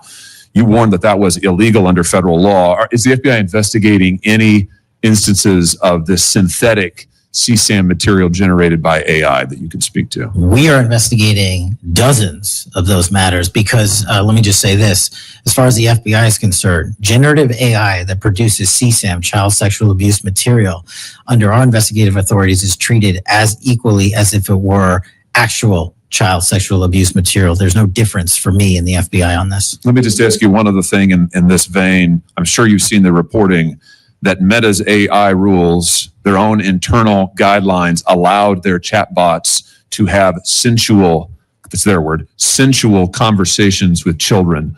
We've had multiple instances of children, minors, taking their own lives at the behest of chatbots that instructed them with specificity on how to do it. What's the FBI's role here in investigating what is going on with these chatbots, with these AI companies encouraging? I mean, listen, if an actual person did that, we would say that's grooming. We would say that's child abuse. These companies are doing it. Their own guidelines allow it.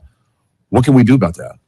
You're referring to NVE, nihilistic violent extremism, and 764. It has been made a priority of the FBI because they are targeting children, and these chatbots and these generative AI are getting coupled with actual humans who are using them and releasing them because they can do the work faster and quicker than humans can and get into spaces like social media where humans have a difficulty in engaging. And what we're doing is treating any extension of generative AI as the criminal themselves. And we have, I think, I've got to get the number back to you, but over 1,000 investigations related to NVE. We've had numerous takedowns and arrests of 764 individuals, and we are educating. This may be the most important part. I'm directly engaging with the social media and media companies, the internet service providers, to find a way to shut down. There's nothing I can do at the FBI to force them to shut it down, but work with you in Congress to find a way to work with our partners to get that shut down permanently. Thank Senator you. Combs. Thank you, Chairman Grassley. Thank you, Chairman, for calling this hearing. I'm grateful we're continuing this committee's long tradition of oversight, and in particularly today, oversight of the FBI. Director Patel, thank you for being here. There's a number of issues I hope that we can speak to. I want to start by reading something you said to me during your confirmation hearing under oath. I have no interest, no desire, and will not, if confirmed, go backwards. There will be no politicization at the FBI. Then you looked me in the eyes and said there will be no retribution actions taken by the FBI should I be confirmed as director. I told you that in your office. I tell you that again today. I'm concerned that that's not what's happened, that since you took over as director, you've cleaned house or forced out senior leaders across the Bureau, in particular targeting those that worked on investigations of President Trump. The former acting director has just sued you for firing him for political reasons. So did a leader in the DC field office. And the well-respected leader of the Salt Lake City office was pushed out last month, leaving that office shorthanded at a particularly difficult time. I'm worried that these actions compromise the Bureau's ability to keep Americans safe. Hundreds of agents have resigned. You are lowering application standards to fill vacancies. You've reassigned large numbers of agents to work on immigration and street crime, issues other law enforcement agencies can handle, perhaps more effectively with the FBI.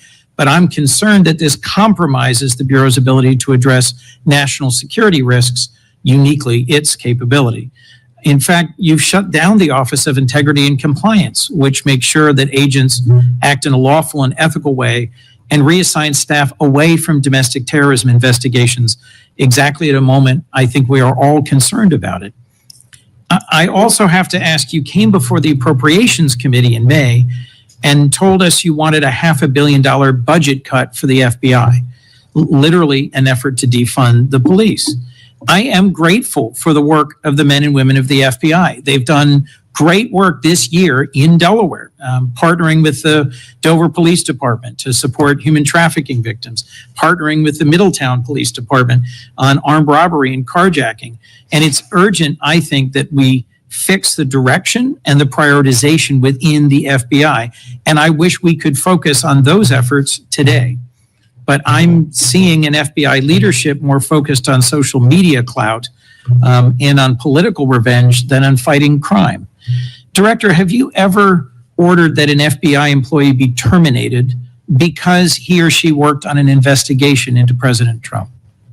Senator, thank you. One quick correction for the record. There's 280 MD investigations. I gave the incorrect number to Senator Hawley. Thank you. Understood. As far as a lot of your statement, I disagree with it, and I'm happy to address it. But the only way, generally speaking, an individual is terminated at the FBI is if they have violated their oath of office, violated the law, or failed to uphold the standards that we need them to have at the FBI. So those who say that they've been fired because of working on investigations into President Trump are lying or misrepresenting? Well, those matters are alleged in litigation, which is ongoing, so I can't comment on those specifically. Could you comment on why you fired former acting FBI Director Driscoll? I can't because it's ongoing litigation. Could you say now definitively under oath that the rank and file agents who were assigned to work January 6 cases will not be terminated because that's what they were assigned to do? I've said it before and I've said it again. Your case assignment, as I was given case assignments when I was a young prosecutor, does not dictate your career or your termination. Thank you. Then let me go to the appropriations question. In May, you testified before the subcommittee on which I served, defending the president's request that we slash the FBI's budget by about $500 million. The day before, you testified the opposite in front of the House. Where are we in terms of the budget request? Senator Graham earlier said if you're requesting more funding for more agents, let us know. We're nearing the end of the fiscal year. In front of the committee on which I serve here in the Senate, your request was for a reduction of hundreds of millions of dollars. Where are we? Where we are in the budget cycle is we at the FBI are in support of the president's budget, and we are in support of eliminating waste, fraud, and abuse. We've already identified tens of millions of dollars of duplicative contracts that the FBI was spending on software and private sector engagements. We've also identified duplicative workloads. So we are transitioning those folks out of doing the same thing twice over and into the field. And that's my focus right now. And the move of the FBI headquarters is also going to save the FBI $3.5 billion in the American taxpayers. So we're focused on eliminating waste, fraud, and abuse. And as I told Senator Graham, if I'll go back and talk to my team, and if we need more, we'll let you know. Are you planning any additional reductions in force, Director? No. How many vacancies are you currently trying to fill within the agency? In terms of the 1811 ranks, there's a few hundred open vacancies that we have funded.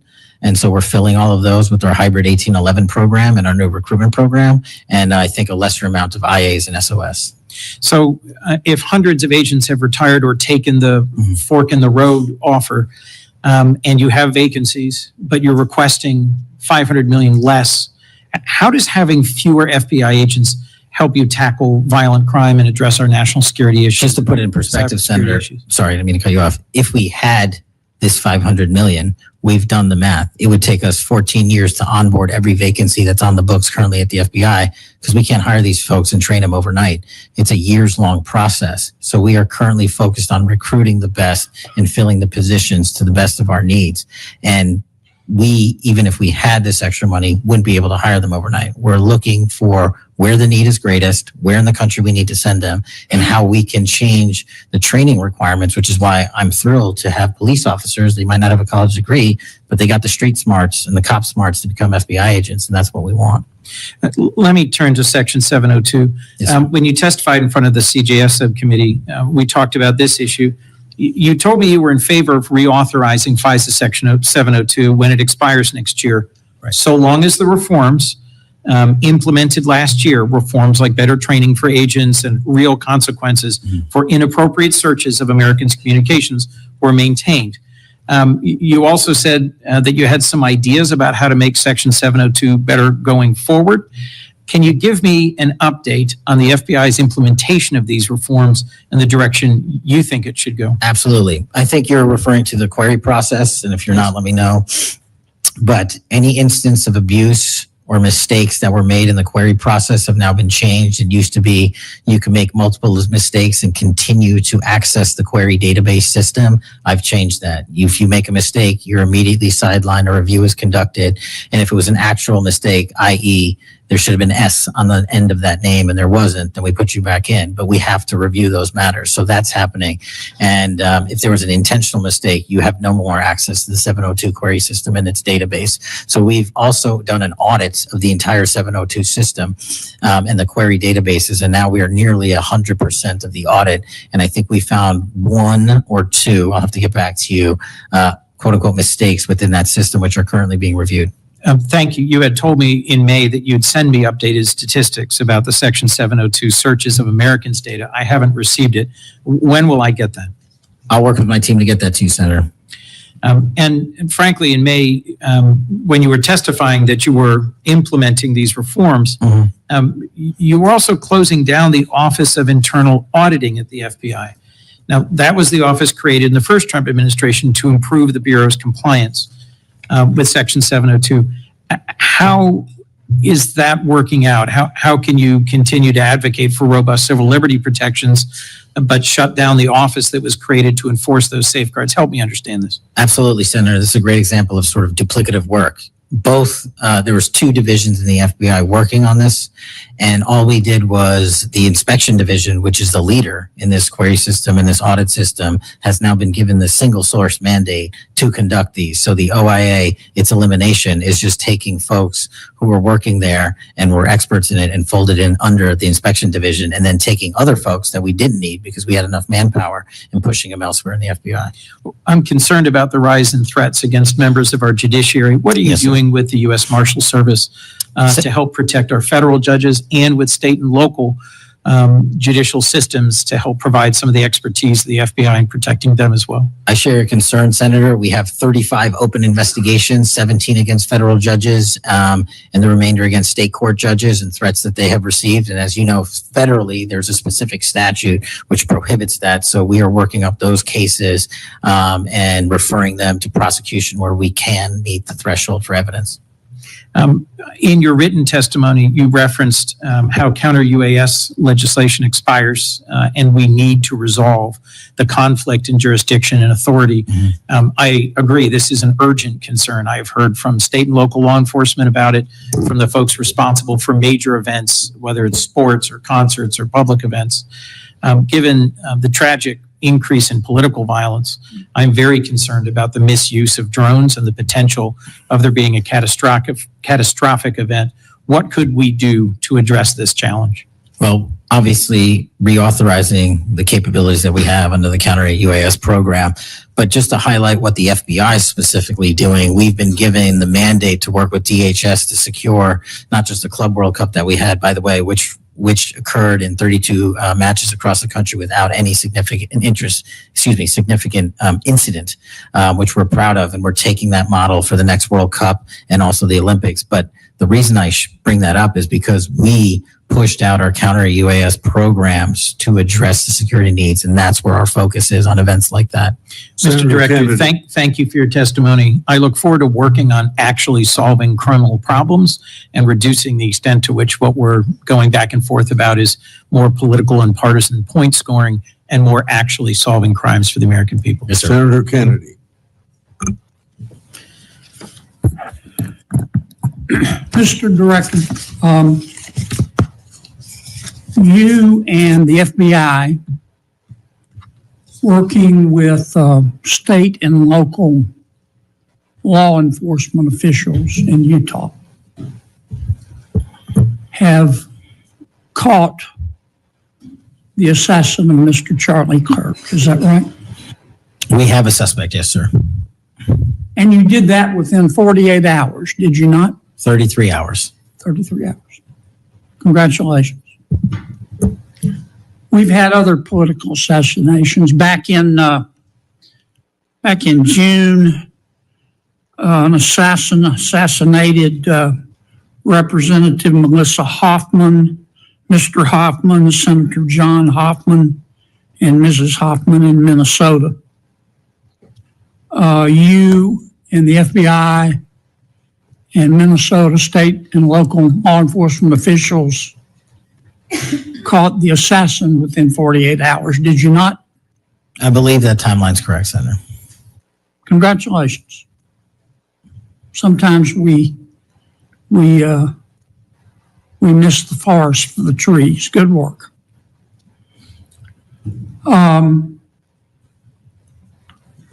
Did Mr. Kirk's assassin act alone?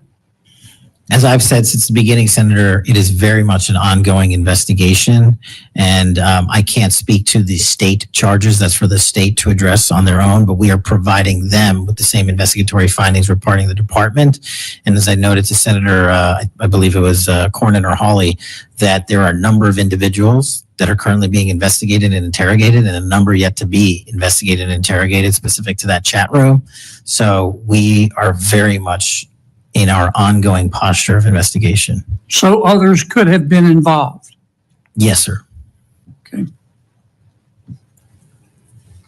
I asked you this last time you were here. Kash, you remember Mr. Peter Strzok and Ms. Lisa Page? Yes, sir. Mr. Strzok was an FBI agent. Ms. Page was an FBI lawyer. They were both very aggressive anti-Trump political activists who allowed their political opinions to affect their work at the FBI. Is that a fair statement? I believe their text messages and their testimony that was secured by the OIG and DOJ speak for themselves. In fact, Mr. Strzok and Ms. Page were having an extramarital affair, and at one point, Ms. Page texted Mr. Strzok, quote, "Trump's not ever going to be president, right? Right?" And Mr. Strzok replied, "No, he won't. We will stop it," end quote.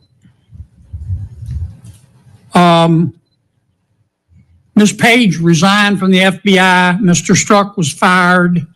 They promptly sued the federal government and the FBI and Justice Department for releasing their emails, which revealed all of this.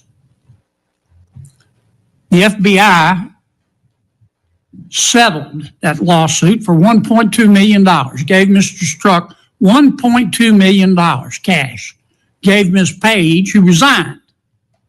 She wasn't fired, she resigned, she quit. Gave her $800,000. Who at the FBI made that decision to give them money? That settlement was reached in the Biden administration when my predecessor was the director. Who? You saying that Chris Wray did? The only people that can decide that settlement are the Attorney General in conjunction with the Director and the administration. Okay, so you're telling me that Attorney General Garland and Director Wray decided to give them the money? Is that Yes, right? sir. Yes, sir. Now, when you took over the FBI, did you find instances of where under the Biden administration, the FBI had weaponized the agency to push the political beliefs of President Biden? Sorry, the last part. When you took over the FBI, did you find instances of where the Biden administration had politicized the FBI to prosecute its political agenda? Well, I won't speak for other people. Haven't been a target of that weaponization, haven't been a staffer on the House Intelligence Committee, having had the Justice Department weaponized against me for making the findings and leading the investigation of Russiagate. I know what that feels like. And that's why as the FBI director, I'm committed to not ever have that ever happen again.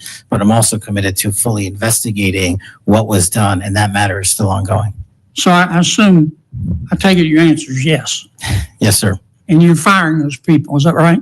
Anyone that politicizes their job at the FBI will not work at the FBI. Okay. You've heard some of my colleagues either implicitly or otherwise suggest that you have politicized the FBI to prosecute the political beliefs of President Trump. Is that true? I don't know how that can be true when the stats that I cited, to include the 23,000 arrests, 6,000 weapons seized, 1,600 gang and criminal enterprise organizations, 4,700 children found and rescued, more enough fentanyl seized to kill a third of America. The men and women of the FBI are now on an apolitical mission, and this is why the numbers are historic. Have you fired people because they voted for Vice President Harris? I don't ask people who they vote for, and neither does the FBI. Okay. But you've given people polygraphs, have you not? Many people in the FBI take polys. The FBI does that all the time. Yes, sir. Does it not? Yes, For a sir. long time, is that correct? Decades. All right. I want to ask you about the Epstein files. Have you seen the Epstein files? I have not reviewed the entirety of it myself, but a good amount. Would it be fair to say that Mr. Epstein trafficked young women, including in some instances minors, for sex to himself? That was specifically the allegations in the 2018 indictment in the Southern District of New York. Okay. Who else did he traffic these young women to? In terms of what the investigation, again, going back to 2008, Mr. Acosta, who limited the investigation and limited the search warrants and limited the parameters of the investigation, the only thing we are able to speak to publicly, because he was given a non-prosecution agreement by Mr. Acosta, is that first time period from, I believe, don't quote me on this, 97 to 2001-ish. And then when the Trump administration courageously reopened it. Excuse me for interrupting, but I'm going to run out of time. You've seen most of the files. Who, if anyone, did Epstein traffic these young women to besides himself? Himself. There is no credible information. None. If there were, I would bring the case yesterday that he trafficked to other individuals. And the information we have, again, is limited. So the answer is no one For the information that we have in the files. in the case file. Okay. Now, President Trump has deferred to the FBI and the Department of Justice with respect to the Epstein records. He says it is your call about releasing them. And I understand that the department and the agency have decided to release them in cooperation with the House committee. Is that correct? Yes, sir. So you're releasing them a little bit at a time. Is that correct? We're releasing as much as we can, but we are limited by 3 different court orders, and the department went back to each of those judges to waive those court orders or have them lifted, and each of those judges declined. Will you release all of them or at least as many as you can? We will release everything we are legally permitted to do so. We are continuing to work with the House on the subpoena request. We have substantially complied with it, but we will continue to release whatever we are legally permitted to do so. Okay. I strongly encourage you to do that. Cash, this issue's not going to go away. And I think the essential question for the American people is this. They know that Epstein trafficked young women for sex to himself.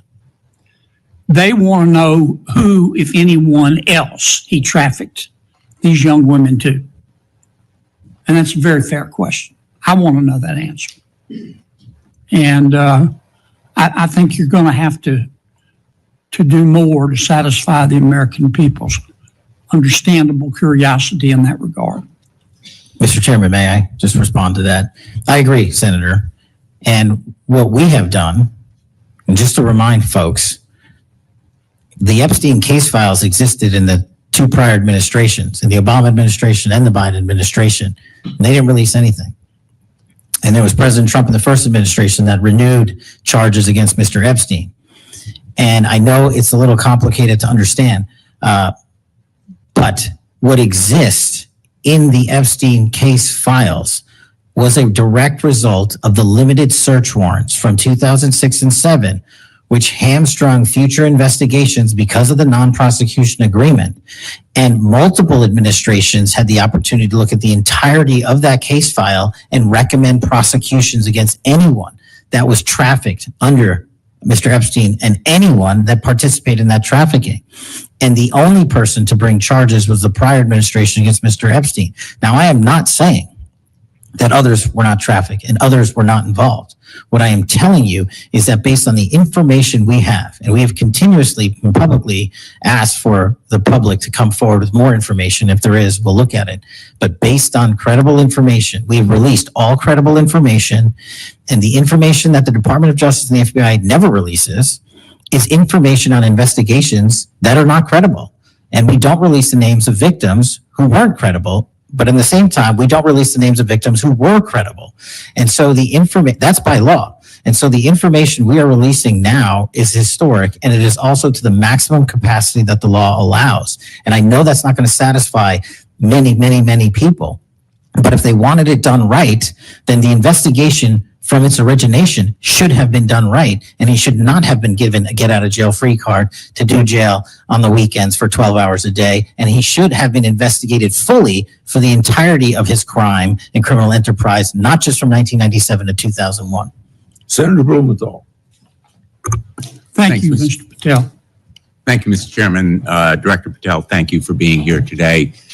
You'll recall well in January at your confirmation hearing before this committee, I raised the prospect of politically motivated retaliation, and you promised me, as you did other members of this committee, quote, every FBI employee will be held to the absolute same standard and no one will be terminated for case assignments. You went on to tell me, quote, all FBI employees will be protected against political retribution. And you assured one of my colleagues that you would honor the internal review process of the FBI. I'm not going to mince words. You lied to us. In the short time that you've been FBI director, you've presided over a rash of retaliatory firings. 3 FBI agents have recently sued you. They are FBI agents with 60 years between them of distinguished service, rescuing hostages, saving kids from predators, dismantling drug cartels, and their allegations, their civil allegations, are a searing indictment of your tenure as FBI director. But it's not just those 3. The FBI Agents Association has said that your actions, quote, distract agents from their work, foster fear that their assignments could cost them their careers, either now or under the next administration, and increase the risk of criminal and national security threats by undermining unity and morale within the Bureau, end quote. This association, as you know, is voluntary. It represents 14,000 members, 90% of all the active agents. These are your employees saying that your performance has been unqualified and unfit. And there is mounting evidence that these retaliatory firings were the result of direction from the White House.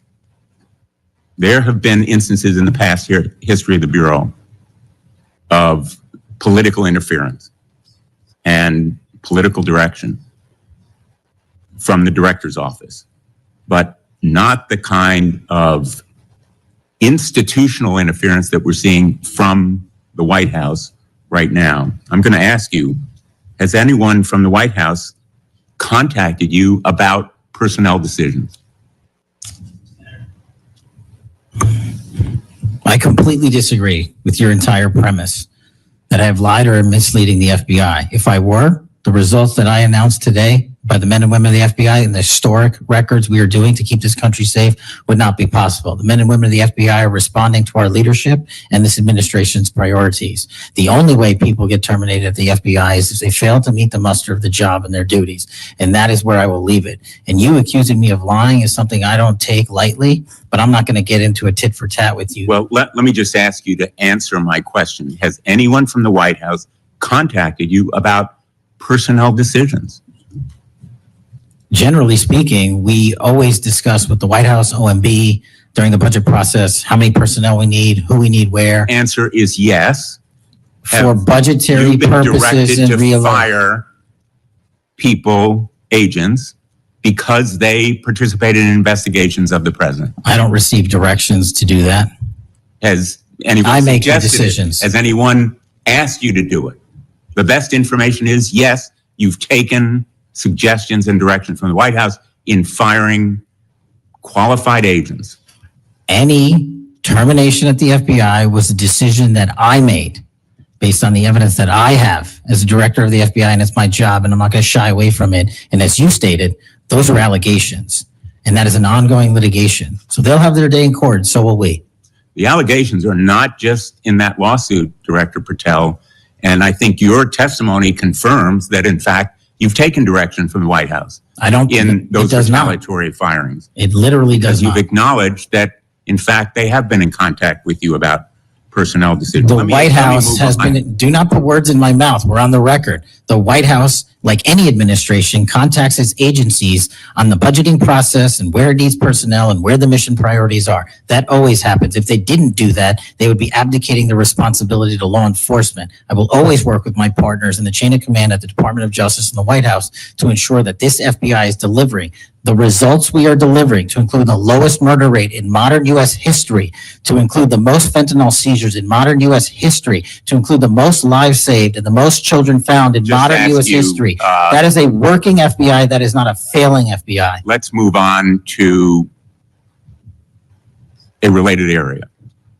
In White House discussions, have you been asked or directed by the White House or others to engage in a crackdown on political groups or organizations, nonprofits, after the murder of Charlie Kirk?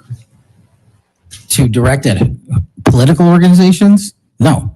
I've been asked by my chain of command to properly root out criminal activity wherever it is in whatever investigation we are conducting. And that's what we're doing. Have those distinctions about whom you're going to target been based on direction from the White House? Nobody gives me a list on who to target. My targeting list is from the men and women at the FBI. Have you talked about investigating certain groups, nonprofits, or foundations or institutions? Whatever those investigations are, they're ongoing, and I'm not going to get into those. Have you used polygraphs to determine loyalty of agents? No. Have you committed that you will respect the First Amendment rights of agents? I have wildly committed to respecting the First Amendment rights of agents, but at the FBI, you have to balance your First Amendment rights with your mission.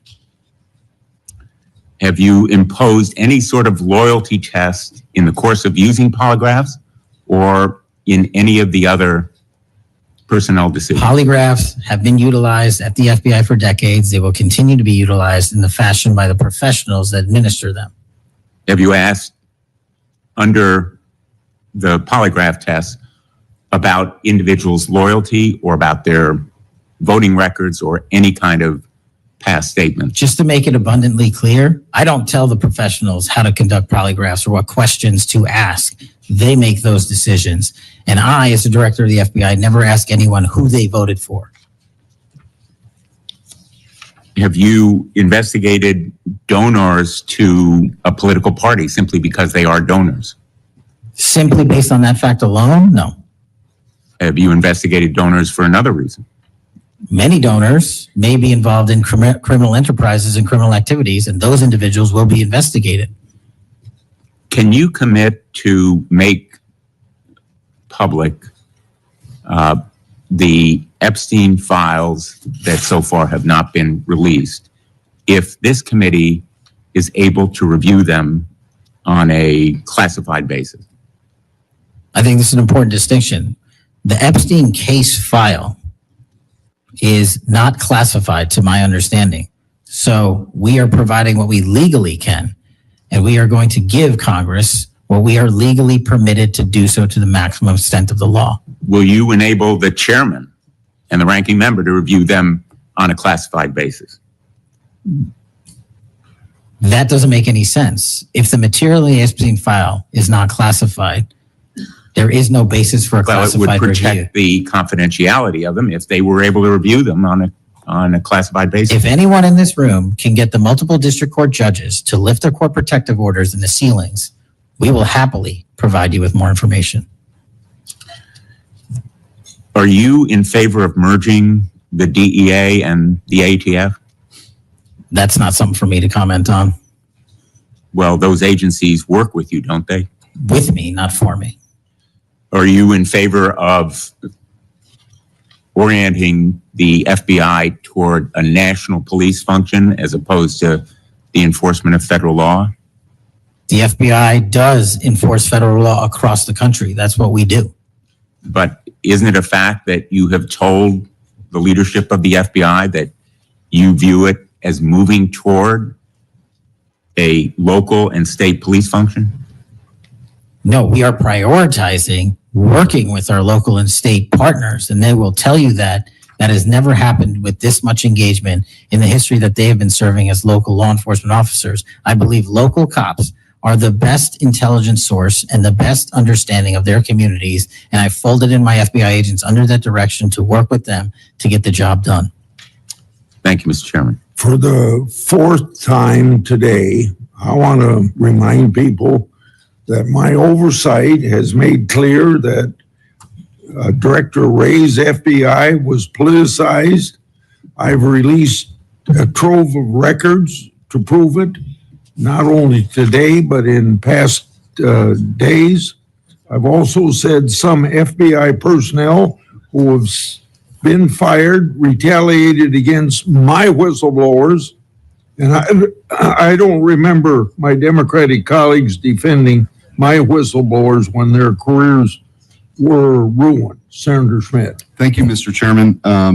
Before I get into the thrust of my comments and questions, Director, I want to thank you in our meetings prior to your confirmation, during your confirmation. We talked about your desire to get more agents out into the field, out of Washington, and take on violent crime. And you fulfilled that. St. Louis received the largest permanent per capita infusion of FBI agents anywhere in the country. And I know it's not only an isolated event, but we certainly appreciate your honoring your commitment to do that. And I know there's a lot of great opportunities ahead to take on violent crime, which you've highlighted many of the successes in your introductory comments. It's obviously no secret that this hearing takes place in the wake of a horrific American tragedy, the assassination of Charlie Kirk. For those of us who knew him, I know you did too. It's still sort of difficult to put into words what a tragic loss that is, not just for his family, but for our country, for free speech, for a belief that we can have a free exchange of ideas. And he was quite literally shot in the throat in an attempt to silence him and take his life. And so you have this task now of this investigation. There's been an arrest. But I think that we face an even larger crisis that law enforcement alone can't tackle alone. It's a crisis that is culminated in the assassination of Charlie. But it doesn't end there. It's I think every bit present right now. And the challenge is greater than quite frankly, I would have imagined. Seeing some of the comments that have taken place after the assassination, and something that I think as a country we have to reckon with. And it's something deeper, much deeper than a rejection of law and order or the norms of civil society. We've entered a very dangerous time, I think, in our country. And that should be clear to everyone. Political violence is a sign of a deep and corrosive sickness in any society. But in America today, the problem is just not political violence in the abstract. It is the specific kind of political violence which is overwhelmingly driven by a specific set of actors and groups. None of this emerged out of thin air. Over the past week, leaders from across the political spectrum have come out and forcefully condemned Charlie's murder and political violence more broadly. For that, we're all very grateful. We should be grateful. There have been calls to unite and come together in the wake of Charlie's murder, and I want to do that. I do. Someday I pray that we can be united as a country again and go forward together as a one people and under one flag, but we are not united. Upstream from the dehumanization and demonizing political violence and rhetoric tearing apart our country is a divide on how we view America and Americans. Is America good? Is America evil? Is there something inherently special about Western civilization, or is this 2,000-year project rotten to the core? And if it is something worth fighting for, which I believe, how do we do it? With words and ideas like Charlie did, or with firebombs and assassins' bullets? Political violence is always wrong. Period. Full stop. It doesn't matter which side, in the name of any ideology or cause, it's wrong. But in America today, political violence is not a problem that falls equally upon both sides. We have to be honest about this. We must reject an attempt to paint it as some kind of random phenomenon with no particular creed or ideology, a kind of spontaneous insanity, which takes place outside of any broader social context and has no pattern at all. That's wrong. So free speech, yes. Political violence, no. But we have to be honest about what's happening. Already, we're hearing people talk about Charlie's assassination in those terms. We're told that we can't possibly know what drove a killer to plan and carry out a murder of the most prominent conservative activist in America. But that's a lie. We do know. The facts are plain and clear, and we have to speak truth in this moment, or there's no other side of the mountain. The vast majority of Americans are against political violence, but there is a vocal, active minority that encourages and celebrates it, and that minority is overwhelmingly on the left. Just last week, a YouGov poll found that a full 25% of those people who describe themselves as very liberal say it can be justified for citizens to use violence to achieve political goals. Less than 3% of very conservative Americans say the same. That's too many. That is 3% too many. But we are lying if we think that this is a both sides thing. It's not. We have to confront it. And you're going to have an important job of rooting out these terrorists. This is an ideology that runs very deep. The numbers are virtually identical to the ones I just noted when it comes to whether or not it's okay to celebrate the deaths of people whom we disagree with. And while large majorities in both parties were opposed to celebrating political violence, Democrats overall were nearly twice as likely as Republicans to believe that it is usually or always acceptable to celebrate the death of a public figure they oppose. What in the hell is going on? Earlier this year, a poll found that more than 55% of people on the left believed that it would be at least somewhat justified to murder Donald Trump. These are not just some abstractions on a page. These are our fellow citizens. How can we come together with people who believe these things? We've all seen the flood of posts on social media over the past week, not just a fringe few, but thousands upon thousands of people gleefully celebrating a father of two young children getting gunned down in broad daylight. I wish I wouldn't have seen that video. I wish my kids would not have seen that video. Blue Sky, the left-wing alternative to X, was so overwhelmed with these posts that the platform was forced to issue a statement warning its users to stop glorifying the murder.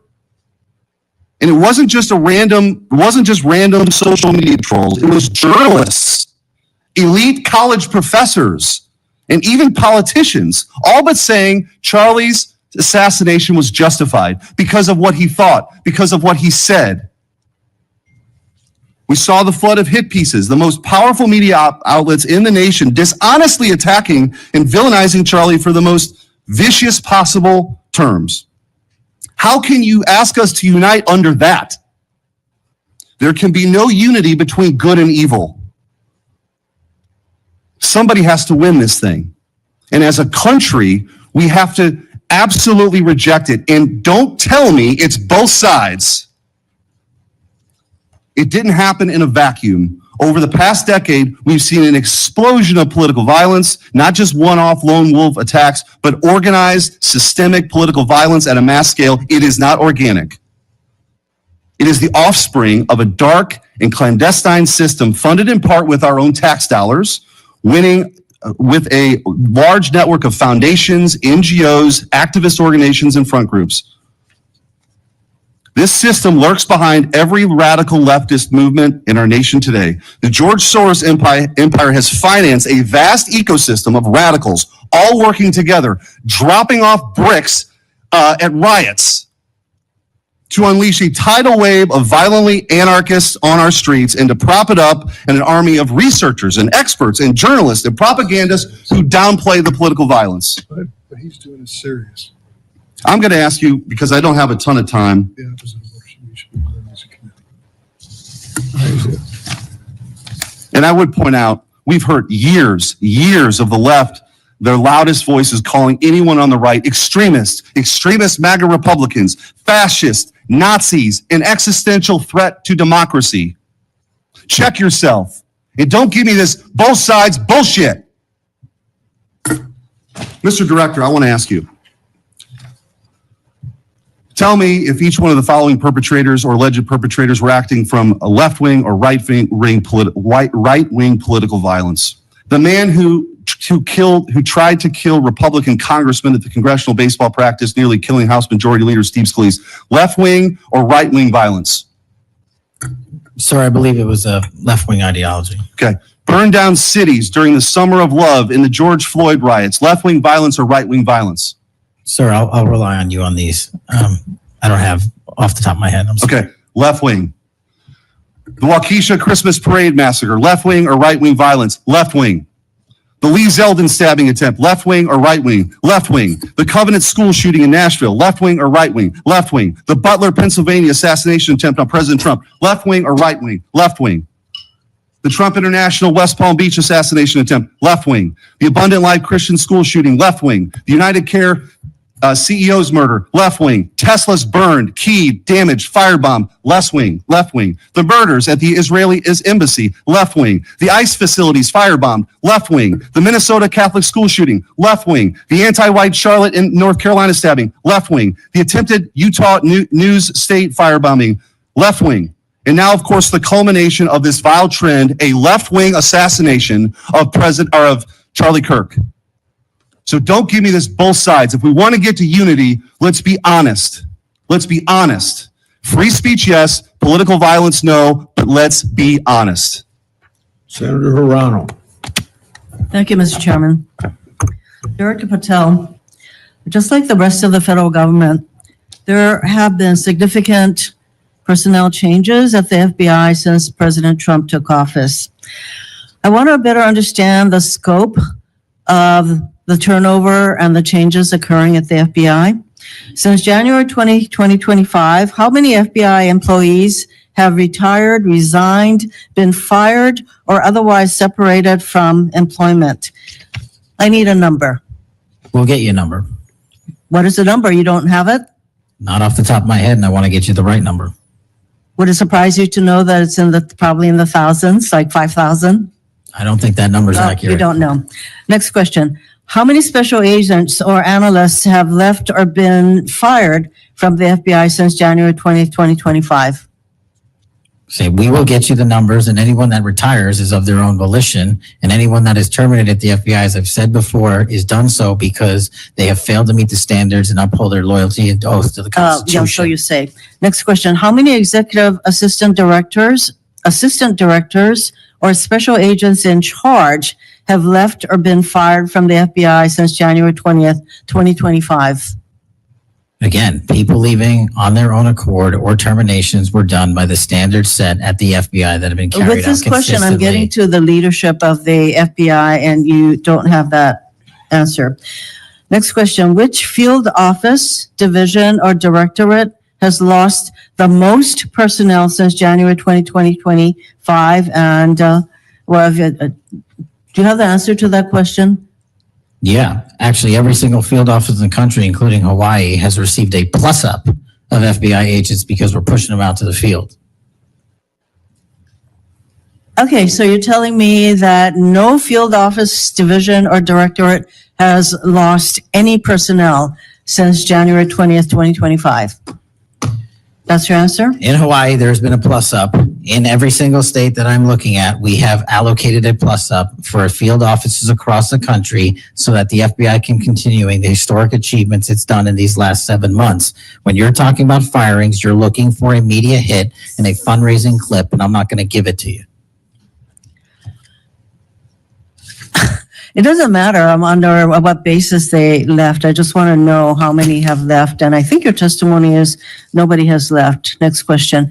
Nope, Which that's field- not my testimony. You asked it one time. I answered it one time. You didn't get the answer you wanted for your clips. You keep question. asking it, and I told you I'd get you the numbers, but you can keep asking it. Which field office, division, or directorate has gained the most personnel since January 2025? You noted that there have been plus ups. So which offices have received these plus ups? The greatest allocation that I believe was given to California and then Florida. Where were those offices? California and Florida. Thank you. Director Patel, you often refer to FBI agents as cops. All of us, Democrats and Republicans, support the police officers who keep our communities safe. But while our states, cities, counties, and towns all employ police officers to protect our communities, Congress has empowered and equipped the FBI to take on missions that local police cannot, especially taking on terrorists, hackers, and spies. I'd like to assess how well the FBI is able to handle its specialized missions under your leadership. The FBI is the nation's lead federal law enforcement agency for investigating and preventing acts of domestic and international terrorism. And yet the executive assistant directors in charge of the FBI's national security and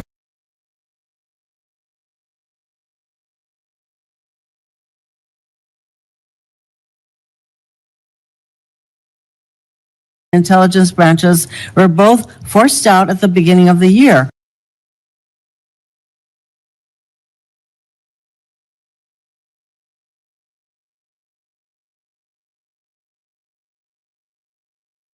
Who replaced them in those positions?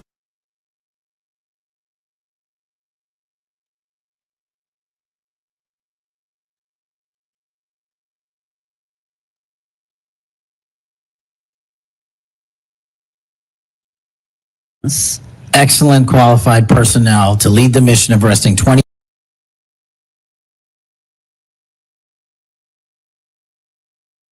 23,000 violent criminals this year alone. That's twice as many The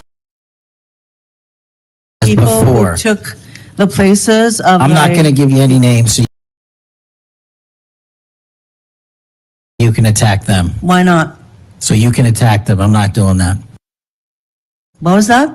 They never left their primary job. It is a surge of resources in law enforcement working with the interagency to combat violent crime and reduce They were violent never- crime in okay, they were never historic reassigned to do proportions. That's your testimony.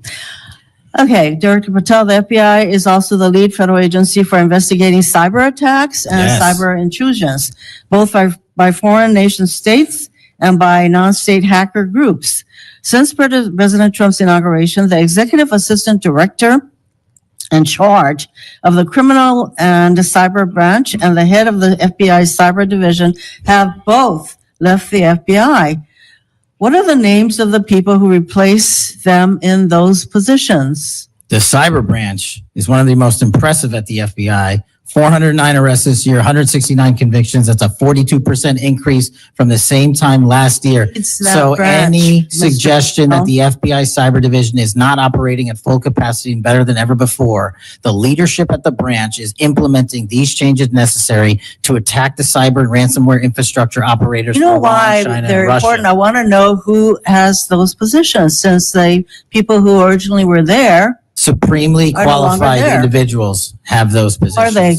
Supremely qualified Who individuals. are they? What are the names? You're not You getting don't them. know. Special agents who investigate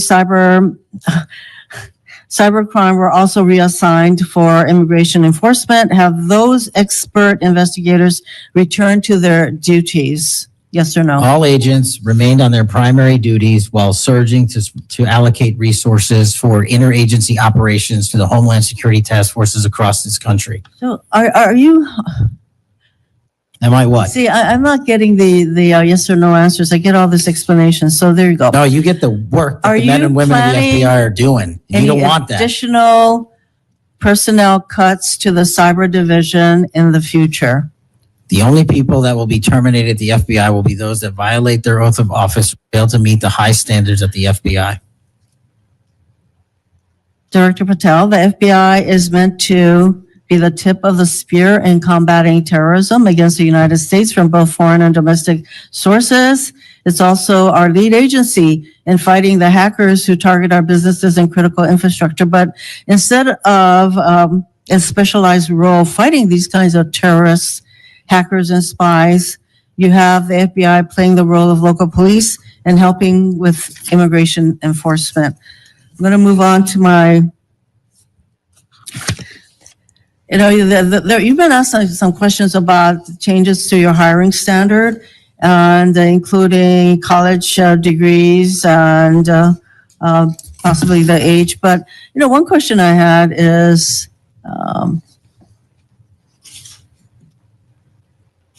that you are now requiring applicants to be able to do a certain kind of pull-ups, which a lot of women cannot because of physiological differences. Are you requiring these kinds of pull-ups? We are requiring a physical program at BFTC at Quantico because FBI agents carrying guns in the field have to chase down bad guys and do really hard work. The physical fitness standards of those agents So are you requiring appropriately these assessed. kinds of pull-ups? We are requiring everybody to Oh. pass the 1811 standards at BFTC. If you want to chase down a bad guy Excuse me. and put the him in reason I handcuffs, you asked- better be able to do a pull-up. The reason I ask is that there are concerns about whether or not being able to do these kinds of harsh pull-ups is really required of FBI agents. Doing Anyway, one pull-up Mr. is not Patel, harsh, I and there are am always gravely medical concerned. exemptions to that. I am gravely concerned by the state of the FBI under your control. And in fact, you are willing to take a cut on your agency of almost $500 million. So the FBI is losing dedicated employees, decades of expertise and specialization, leading to lost to early retirements, firings, and reassignments to immigration enforcement or conducting local police work. Thousands have already left. For as long as you remain as the head of the FBI, I fear the number of departures and summary firings will continue to grow. Mr. Patel, before the vote on your nomination of this committee, I noted that your most significant qualification, this is not just something that I noted, but others, your most significant qualification was your 100% loyalty to President Trump. And I fear that that continues to be the motivating factor in your position as FBI director. Thank you, Mr. Chairman. Mayor, Mr. Chairman. Director Patel, did you have Yes. anything you wanted to say now? That is an entire falsehood. You can delete my 16 years of government service to multiple administrations all you want. The fact is that I was a public defender. I was a national security prosecutor. I was a House intelligence staffer. I was a deputy director of intelligence. I was a chief of staff to the Department of Defense and the Secretary of Defense. I led the counterterrorism missions for the White House. Those are just some of the jobs I held in my 16-year career. There was no loyalty then. There's no loyalty now to anything but the Constitution. Senator Brett. Yes. Well, before I begin, I want to thank Senator Hirono for what she said, acknowledging that there are physical differences between men and women, talking about that women wouldn't be able to do as many pull-ups. And I think that she was making a case here that there should be different standards. There's a thing called Title IX, and this is why we continue to say we should have biological men and men's sports and biological women and women's sports. And so I look forward to utilizing that to talk to all of my colleagues on the other side of the aisle. Maybe they will stand with us in helping us protect women's sports. I think she made a great argument there for it. Moving on to today, Director Patel, thank you for being here. Thank you for your commitment to making sure that America is safe again. Thank you for doing that coast to coast and within our cities. I certainly look forward to talking about that and talking about your historic gains in these areas. But I would be remiss if I didn't begin my questioning with you about the horrific events that we have seen over the last week. Obviously, our heart breaks not only for Erica and Charlie's two children and for parents and families, but for America and for those of us who knew him, you being chief among those. So just my sincere condolences and thank you for the steps that you and the FBI have taken to make sure that we have someone within custody and we're going to be able to move forward with that. But if you look over the last since last summer alone, we had 2 assassination attempts on the president. We've had an arson attack on the Governor Shapiro there in Pennsylvania. You have the murder of the state representatives, Melissa Hortman and her husband in Minnesota, along with the shooting of State Senator John Hoffman and his wife. Several anti-Semitic attacks, several attacks on Christians that were noted by Senator Hawley. We had the killing of 2 Israeli embassy staffers here in D.C., the June firebombing in Colorado. We could go on, and we saw a culmination, as Senator Schmidt said, with the brutal assassination of Charlie Kirk last week. I appreciate you committing to both Senator Hawley and Senator Kennedy, talking about making sure that all that are involved are held accountable. I think that is critically important, and I think that America needs that transparency. I want to read you some words of Vice President J.D. Vance. He said, "If we want to stop political violence like what happened to Charlie Kirk, we have to be honest about the people who are celebrating it and the people who are financing it."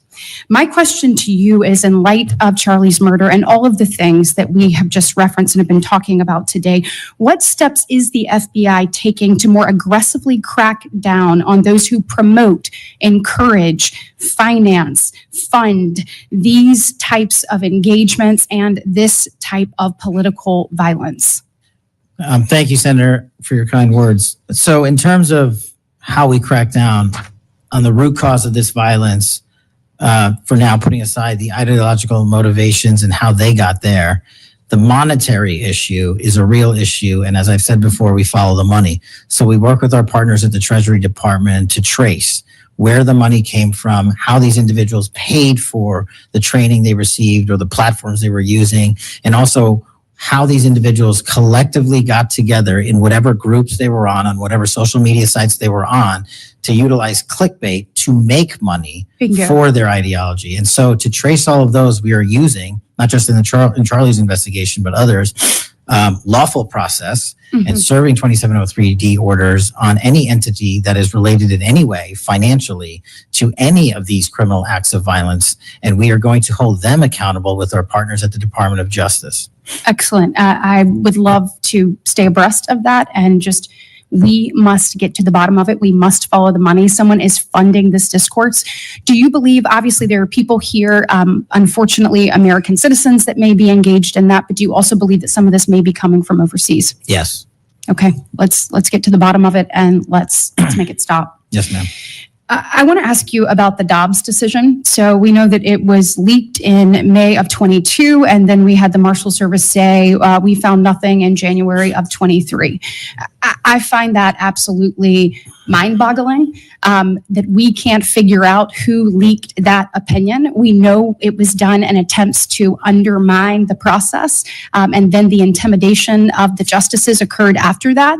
Tell me what you can do as FBI director to help us get to the bottom of what happened and actually hold someone accountable for their actions. So I can't speak to what the marshals did and how they conducted their investigation. I can tell you, generally speaking, the FBI has taken over the investigation on the leak because it was such a detrimental leak. So you commit to getting to the bottom of it. We are utilizing the full resource of the FBI as we usually do on leak investigations, and we will make sure our results are public at the appropriate time. We need answers. I want to talk about child sexual exploitation. Thank you for making protecting our youth your top priority. We know that that is the greatest gift that we have. That is our greatest treasure here in the United States, is the next generation. And finally, we have an FBI director that is putting that at the top of his list. Can you tell me the steps and the different initiatives? I've heard you talk about a couple of them. You've mentioned 764 amongst other things. Tell me what you're doing. And specifically, I want to know about when it comes to sextortion. So as a parent who is raising children right now, teenagers, and you're looking at what's happening, whether, people are snapping photos and then what's happening online. I have had a number of parents sit in front of me telling me terrible, heartbreaking stories about their children ultimately taking their own life because of being blackmailed. I want to know, what steps are you taking to get to the bottom of that and to absolutely end this? If this were happening in a storefront, Mr. Director, that store would be shut down, no matter where it was, coast to coast. And yet we continue to allow these things to happen, and we've got to have a more targeted approach when we're looking at this. And so what are you doing to protect children, and specifically sextortion?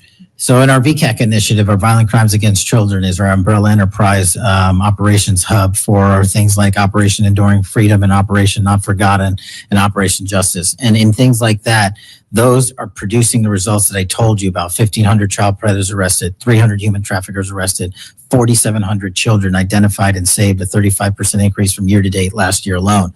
But specifically on your sextortion question, Senator, that is a problem that we are seeing explode on generative AI in private sector and social media companies. And what we're doing is engaging with NCMEC, the National Center for Missing and Exploiting Children, because this one stat alone should probably cause great pause. They have seen a 1,325% increase in generative AI leading to sextortion and child sexual abuse. That cannot be countermanded by the FBI alone. We have embedded people at NCMEC and have a great partnership with them. But what we need to do is what we did in the month of May, and we're doing it over and over again. We arrested 400 individuals in 1 month, in 1 month search. Wow, These individuals have prioritized. The agents and intel analysts have never left that mission. They're doing multiple missions at the same time. That's what the FBI is called upon to do day in and day out, and we won't stop doing two things at once.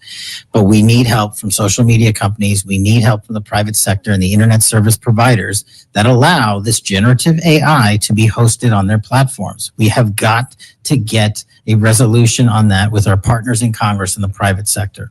Well, we are definitely committed to working on that. I know the people up here. So you let us know what tools you need. And I know we've got several ideas that we look forward to pushing forward. In my remaining 2 minutes, I want to talk to you about your historic results when it comes to crime. In particular, we've seen here in DC just a total transformation. You mentioned earlier 60% down and in gun crime, 70% down in carjackings. You said 50% down in homicides, to name a few. We have a success story, and we appreciate President Trump's leadership on all of this. We have a success story in Alabama where the Alabama Law Enforcement Agency, so ALEA, they just marked their 1-year anniversary of the Metro Area Crime Suppression Unit.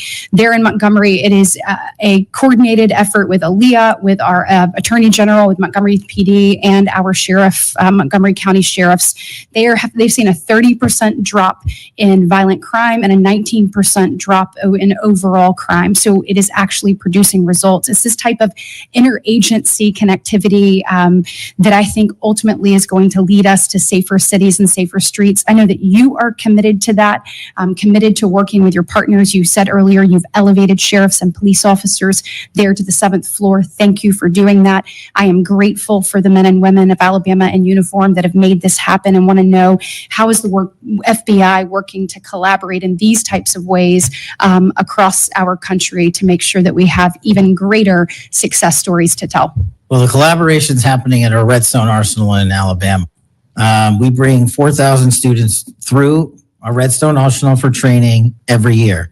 In terms of our future plans, in the next few years, we will bring 13,000 students a year through Alabama's Redstone Arsenal. And by students, I mean FBI employees, I mean sheriffs, I mean police chiefs, I mean cops, I mean intel analysts, because that is their future gem of how we're going to train local law enforcement. And we're so thankful for the dedication of resources to that facility. And I encourage everyone to go down there and take a look, because if you want to see where the FBI is going and how we're going to train the future, it's happening at Quantico and Redstone.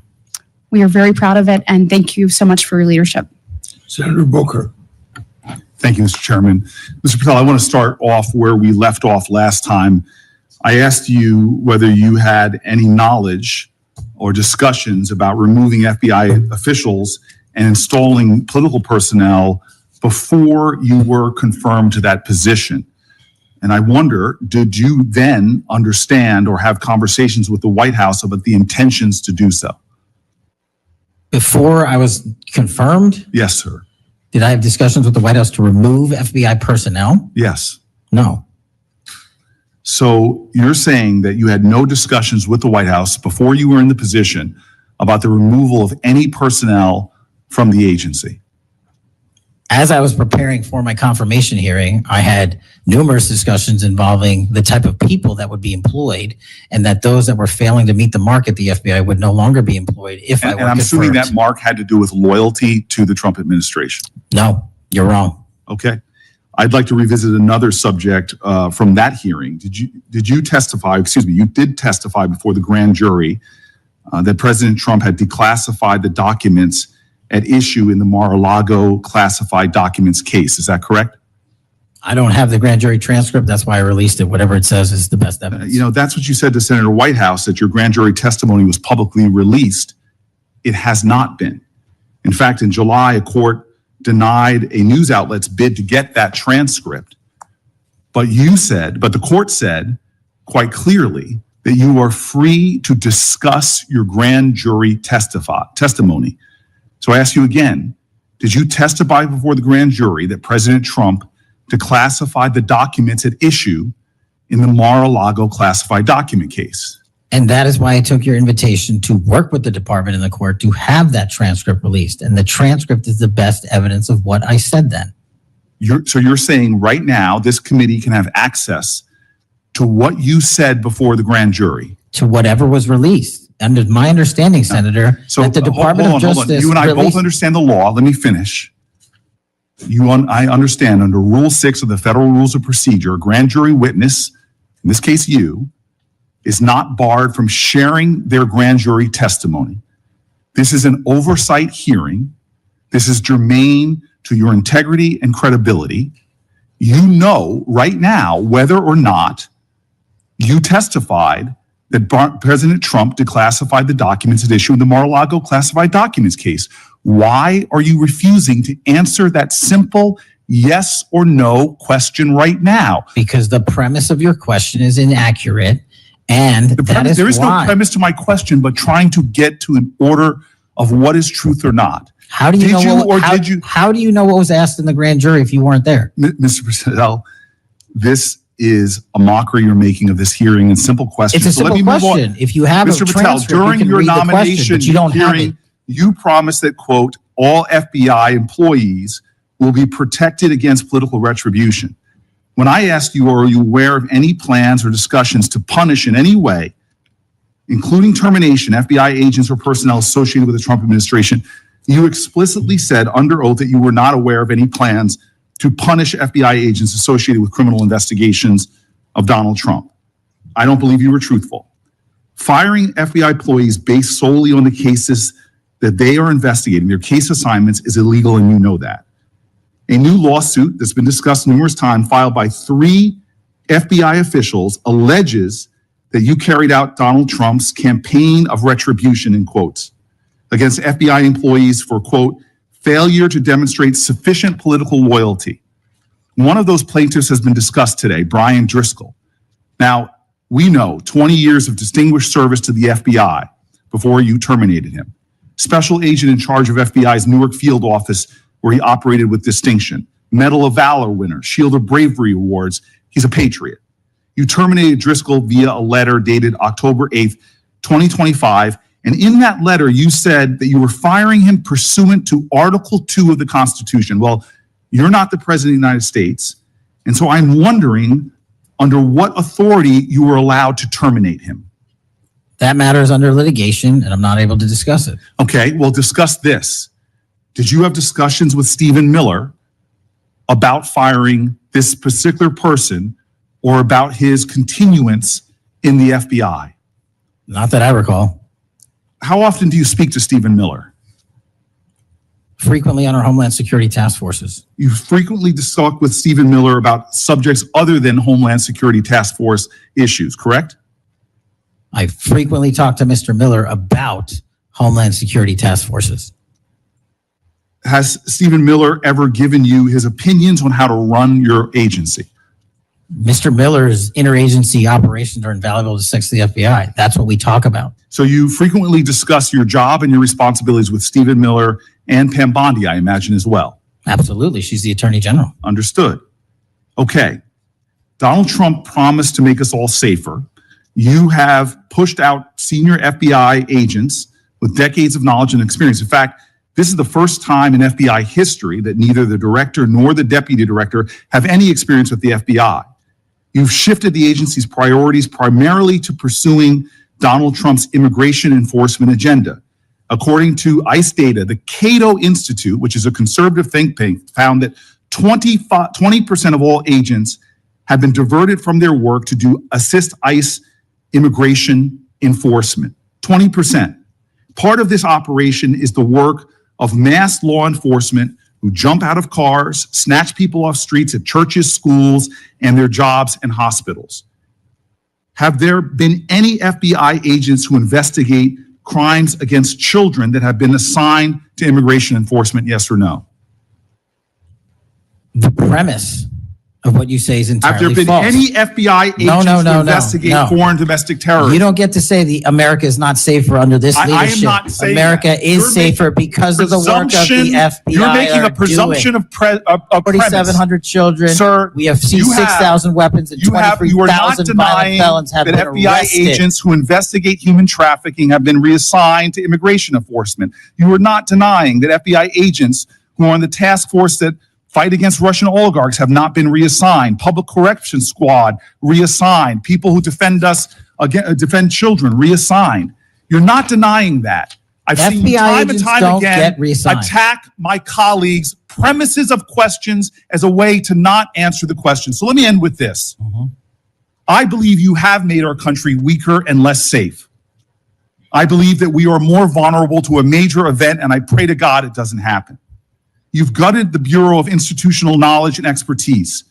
You fired or pushed out seasoned FBI officials, many with more than 20 years of experience, and were working on cases that were critical.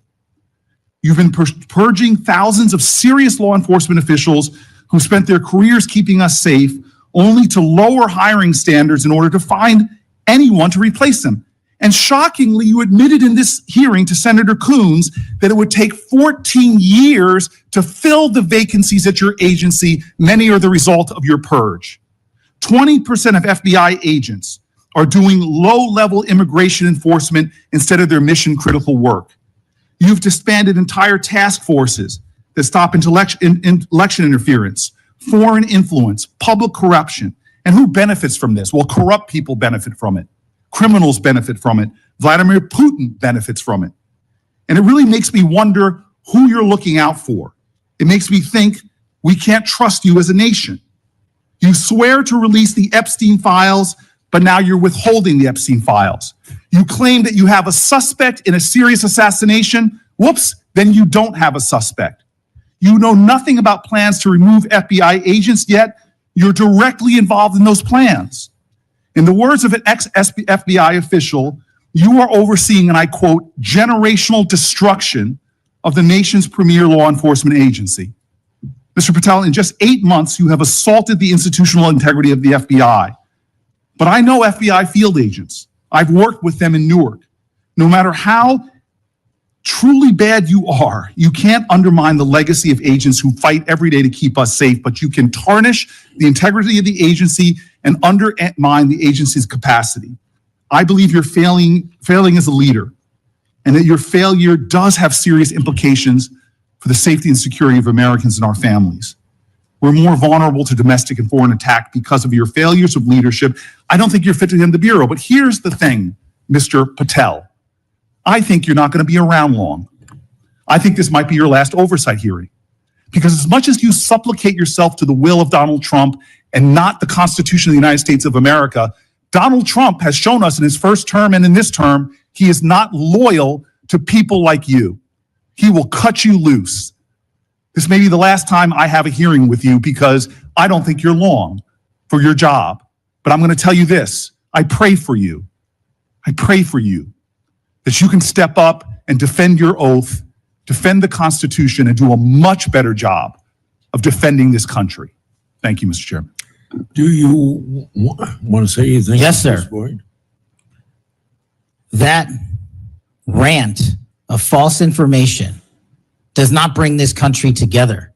If you want to work on bringing this country, it's my time, not yours. My God. If You're you gonna want to lecture talk me about dividing this country, It is my I follow time. you on your social media posts that It is tear my this country time apart. to address There should be a your unifying- falsehoods. Oh, You are an you can try embarrassment all to the you division want in this country. to not take It is my responsibility time. for what You you had have your said. time. Sir, you're Your making a time is mockery of this over. committee. Sir, you don't tell me my time is over. You The know how people far of New we've Jersey come tell me since what my you time is. Senator- You can't lecture me. You can tell me Sir, my time's you have- over? You may be the charge of the I'm not FBI, going anywhere. but I am not afraid of you. sir.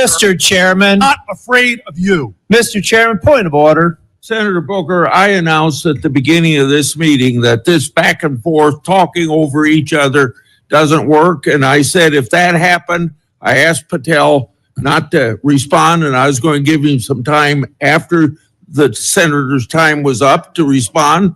And he has the privilege to do that uninterrupted. Mr. So Chairman, one point of Go order. ahead, Mr. I've Patel. watched him talk over us, and you've never once criticized him for us not even being able to get our questions out. Well, He has been rude and disrespectful to senator after senator. And when the senators were not giving him a chance to answer, I didn't stop the senator either. Go ahead, Senator. Thank you, Mr. Chairman.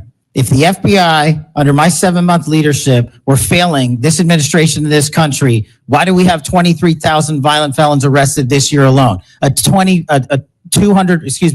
double increase from that time last year. Why is it that we have seized 6,000 weapons? Why have we found 1,500 child predators and arrested them? Why have we 300 human traffickers in jail? Why have we found and identified 4,700 children? Why have we seized 1,600 kilograms of fentanyl enough to kill a third of the American public, a 25% increase alone from last year? 88,000 kilograms of cocaine seized, 7,000 kilograms of meth seized, and that's just on our criminal operations in summer heat. How is it possible that we're taking 8 kilograms off the streets of the cities in New Jersey and preventing the deaths of 607,000 people this year alone, a failure of the FBI and my leadership? How is it that we have counterintelligence arrests already this year exceeding the numbers from the entirety of last year? 33% increase in PRC, 83% in Russia, 60% in the CI space as it relates to Iran, and we haven't even talked about CT, the southern border, the northern border.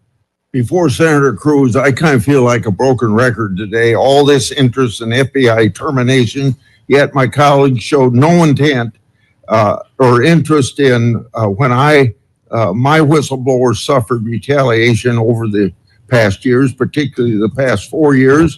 Indeed, one whistleblower has alleged that Brian Driscoll's insubordination, whether an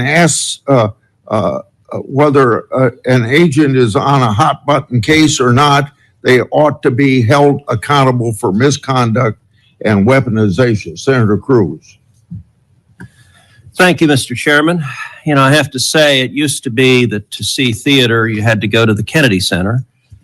Now, apparently, you need only go to the Senate Judiciary Committee and see our Senate Democrats berating the director of the FBI, which, okay, it's not, partisan politics is not new in the United States Congress. But what is remarkable is what Senator Booker was berating Director Patel about.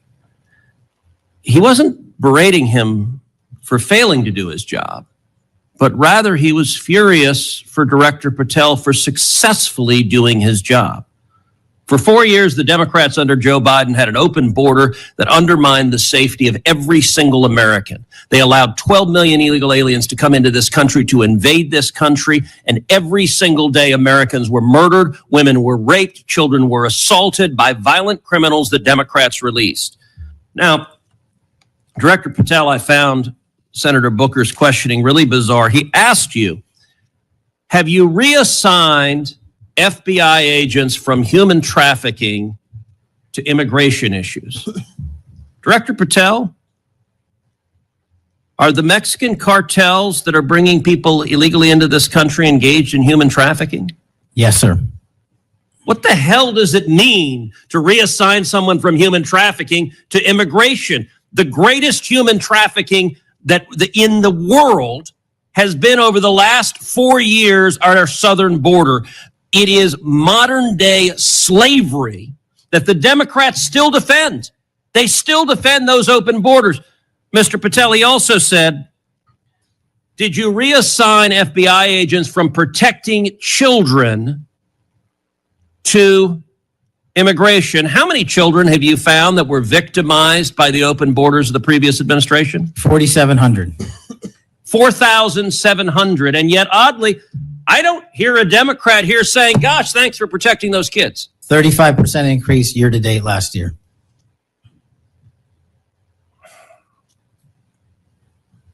All right, I want to shift topics. And I want to shift topics to what happened last week. Charlie Kirk was assassinated. He was assassinated because of his political views. We're living in a time of enormous division and tragically hatred, and hatred that manifested in evil that we saw last week. Now, the FBI, working in concert with state and local law enforcement, apprehended what appears to be, in all likelihood, the murderer. And you did so in just 33 hours. So I want to start by just congratulating you and the FBI agents and state and local law enforcement for successfully apprehending the murderer in less than a day and a half.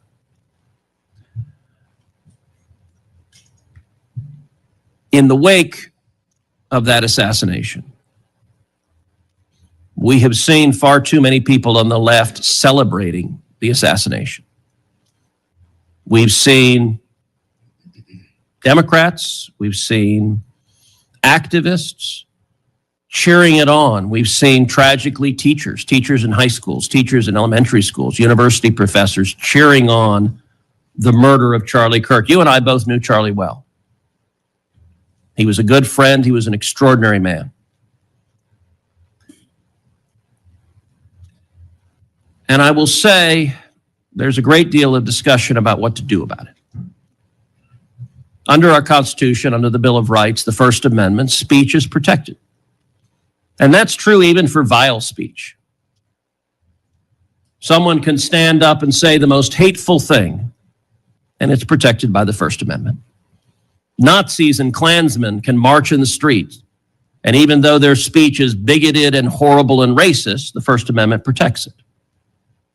Conduct, however, is not protected by the First Amendment, particularly conduct that is violent. Violent conduct that is threatening others, that is harassing others, that is injuring, or in this case, murdering others, is most assuredly not protected by the First Amendment. And so I would encourage you in the FBI to focus on conduct. Now, speech can guide you to those engaged in conduct. And I will say one question that I have and many have, and I recognize this is an ongoing investigation, so I don't want you to say anything that would compromise the investigation. But what can you tell us at this point about what evidence there exists of other individuals who may have had prior knowledge of this assassin's plans to murder Charlie Kirk on September 10th? Generally speaking, we've interviewed numerous people, family members and friends, including the partner, to provide us with a detailed history of the knowledge he may have had, the suspect may have had prior to. We're still mapping out who, if anyone, was involved as an accomplice. As I said, the investigation is ongoing. We're also speaking to and going to interview numerous individuals online who were part of a chat group that was involved in this heinous assassination. And we're also going to work with our state and local partners out in Utah to find out what community organizations, if any, participated or had any foreknowledge of this information. But it's very much ongoing. I remind everybody that it's not even been a week since Charlie's tragic death. Is it accurate? It's been widely reported that the assassin's roommate was a transgender man who was transitioning to be female, and it's also been reported that they may have been romantic partners. Is that accurate? Yes, Senator. And I assume the FBI is investigating. It has also been reported that there were transgender chat rooms that may have had some awareness of the plan to commit this murder. Is that accurate as well? I'm sorry, can you repeat?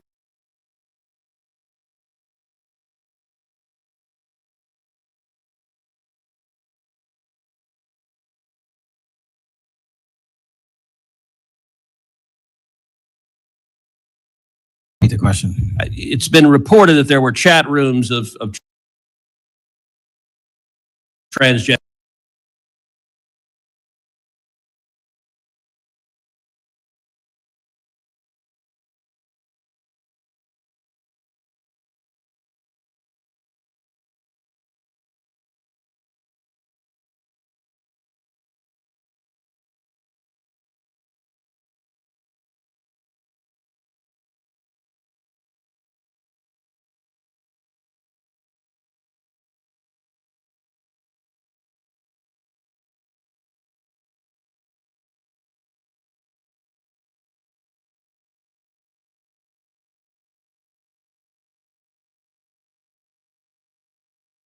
Or reallocated resources from child crimes to January 6th work.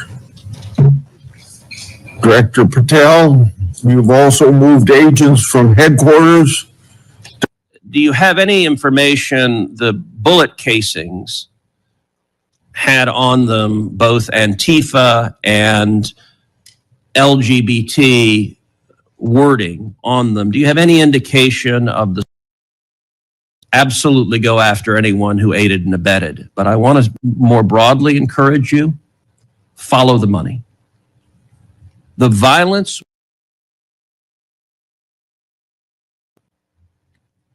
Do you believe Antifa is a terrorist organization? I believe Antifa is associated with a lot of violence in this country as to its designation.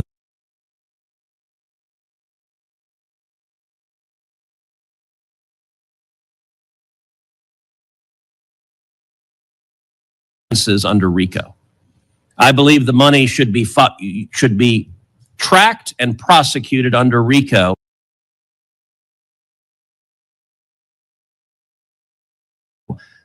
And both the Antifa and Black Lives Matter riots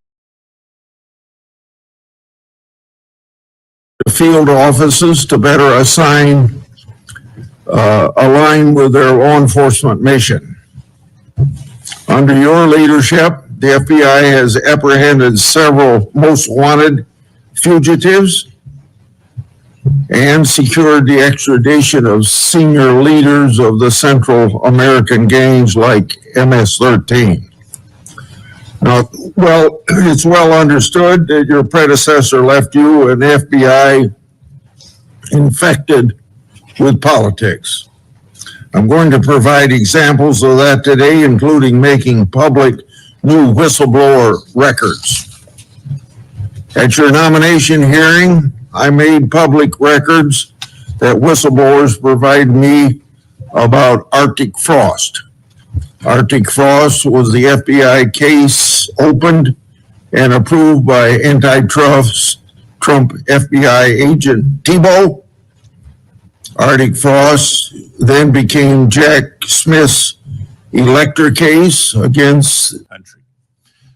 As Senator Klobuchar and others on this committee have reminded us, the last several months have provided far too many reminders of the political violence crisis in America today and the gun violence crisis in America today, including the tragic killing just last week.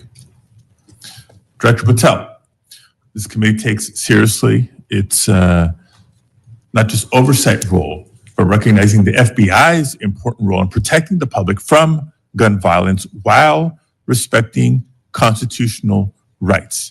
If you recall, this was a significant subject area of my questioning during your confirmation hearing. The Bureau plays a central role in enforcing federal firearm laws, ensuring the accuracy of background checks and monitoring trends like machine gun conversion devices and lost or stolen firearms. Now, during your confirmation hearing, you pledged that the FBI would enforce firearm laws fully and fairly, consistent with the Second Amendment. Yet we continue to see a sharp rise in lost and stolen firearms reported by federal licensees. Can you point to any measurable enforcement results like arrests, not just arrests, but also prosecutions or task force expansions since you became director? I'll get those to you, Senator. Nothing you can share here today? No, I'll get the full list to you. You came unprepared today to respond to questions which you knew were important going back to your confirmation hearing. Now, the Bureau has warned about the public safety threat posed by machine gun conversion devices, which convert semi-automatic weapons to automatic ones. Can you at least reference what resources you're dedicating to this threat? Absolutely, Senator. Part of tracking ghost guns, as you alluded to, is having a sustainable database, which is hubbed out of our CJIS division in West Virginia. And we've allocated more resources so that FFLs can track and trace firearms that are stolen and make sure they don't get into the population. That's one of my primary concerns, that we don't want stolen weapons anywhere near anything. The numbers continue to go up as reported by federal licensees. Let me get to my next question on this topic. You previously stated that you hadn't reviewed Fix NICS, a federal law that improves reporting to the National Criminal Background Check System. 8 months into your job, what concrete steps have you taken to ensure that NICS records are complete, accurate, and timely? That's actually a great question that we have dedicated a lot of resources to. Again, at CJIS, the NICS system has been trying to get to 100% within 15 minutes. We are currently at 93%, with 87% of those being responsive in less than 60 seconds. So we got more work. Do you think additional resources would be helpful in getting to 100%, or do you still argue that less resources are necessary to get from 93 to 100? No, I just think we have to work on how fast our actual infrastructure processes these things. On to a question about resources. The FBI's core mission is to counter terrorism, espionage, and major criminal threats. Now, recent large-scale reassignments to immigration enforcement or politically motivated investigations cause me concerns that other critical missions are being neglected.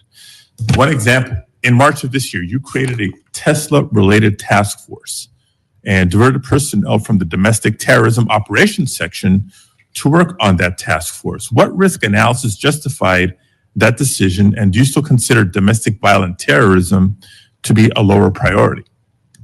Any form of terrorism, domestic or international, is the highest priority at the FBI. And when you Why say, divert resources away from those missions? I don't believe that's accurate. We did not divert resources away. When cars were exploding and people were being set on fire, I directed resources to address it. Well, then I'll suggest in your follow-up, and we can make this more explicit in our questions for the record, that you provide the accurate information about the diversion of resources. Because again, when I understand that you authorize large-scale agent reassignments from counterintelligence and cybercrime to not just immigration cases, but others, it has an impact on the other priorities like nation-state threats and ransomware investigations. Moving on to a different subject area. Safeguarding our elections is a core FBI responsibility. The public needs confidence that election security work is driven by facts and free from political influence. Mr. Director, do you agree with Attorney General Bondi's decision to disband the FBI Foreign Influence Task Force? The disbanding of that task force did not in any way reallocate or take away resources from that critical mission set. So then how are you mitigating the risk of foreign actors interfering in U.S. elections heading in? As I've highlighted through our cyber programs, which have seen a 40, 50, 60% increase in arrests for cyber threat actors looking to not just harm our critical infrastructure systems, but also interfere in our elections. We've had multiple arrests this year of individuals who are interfering in that process.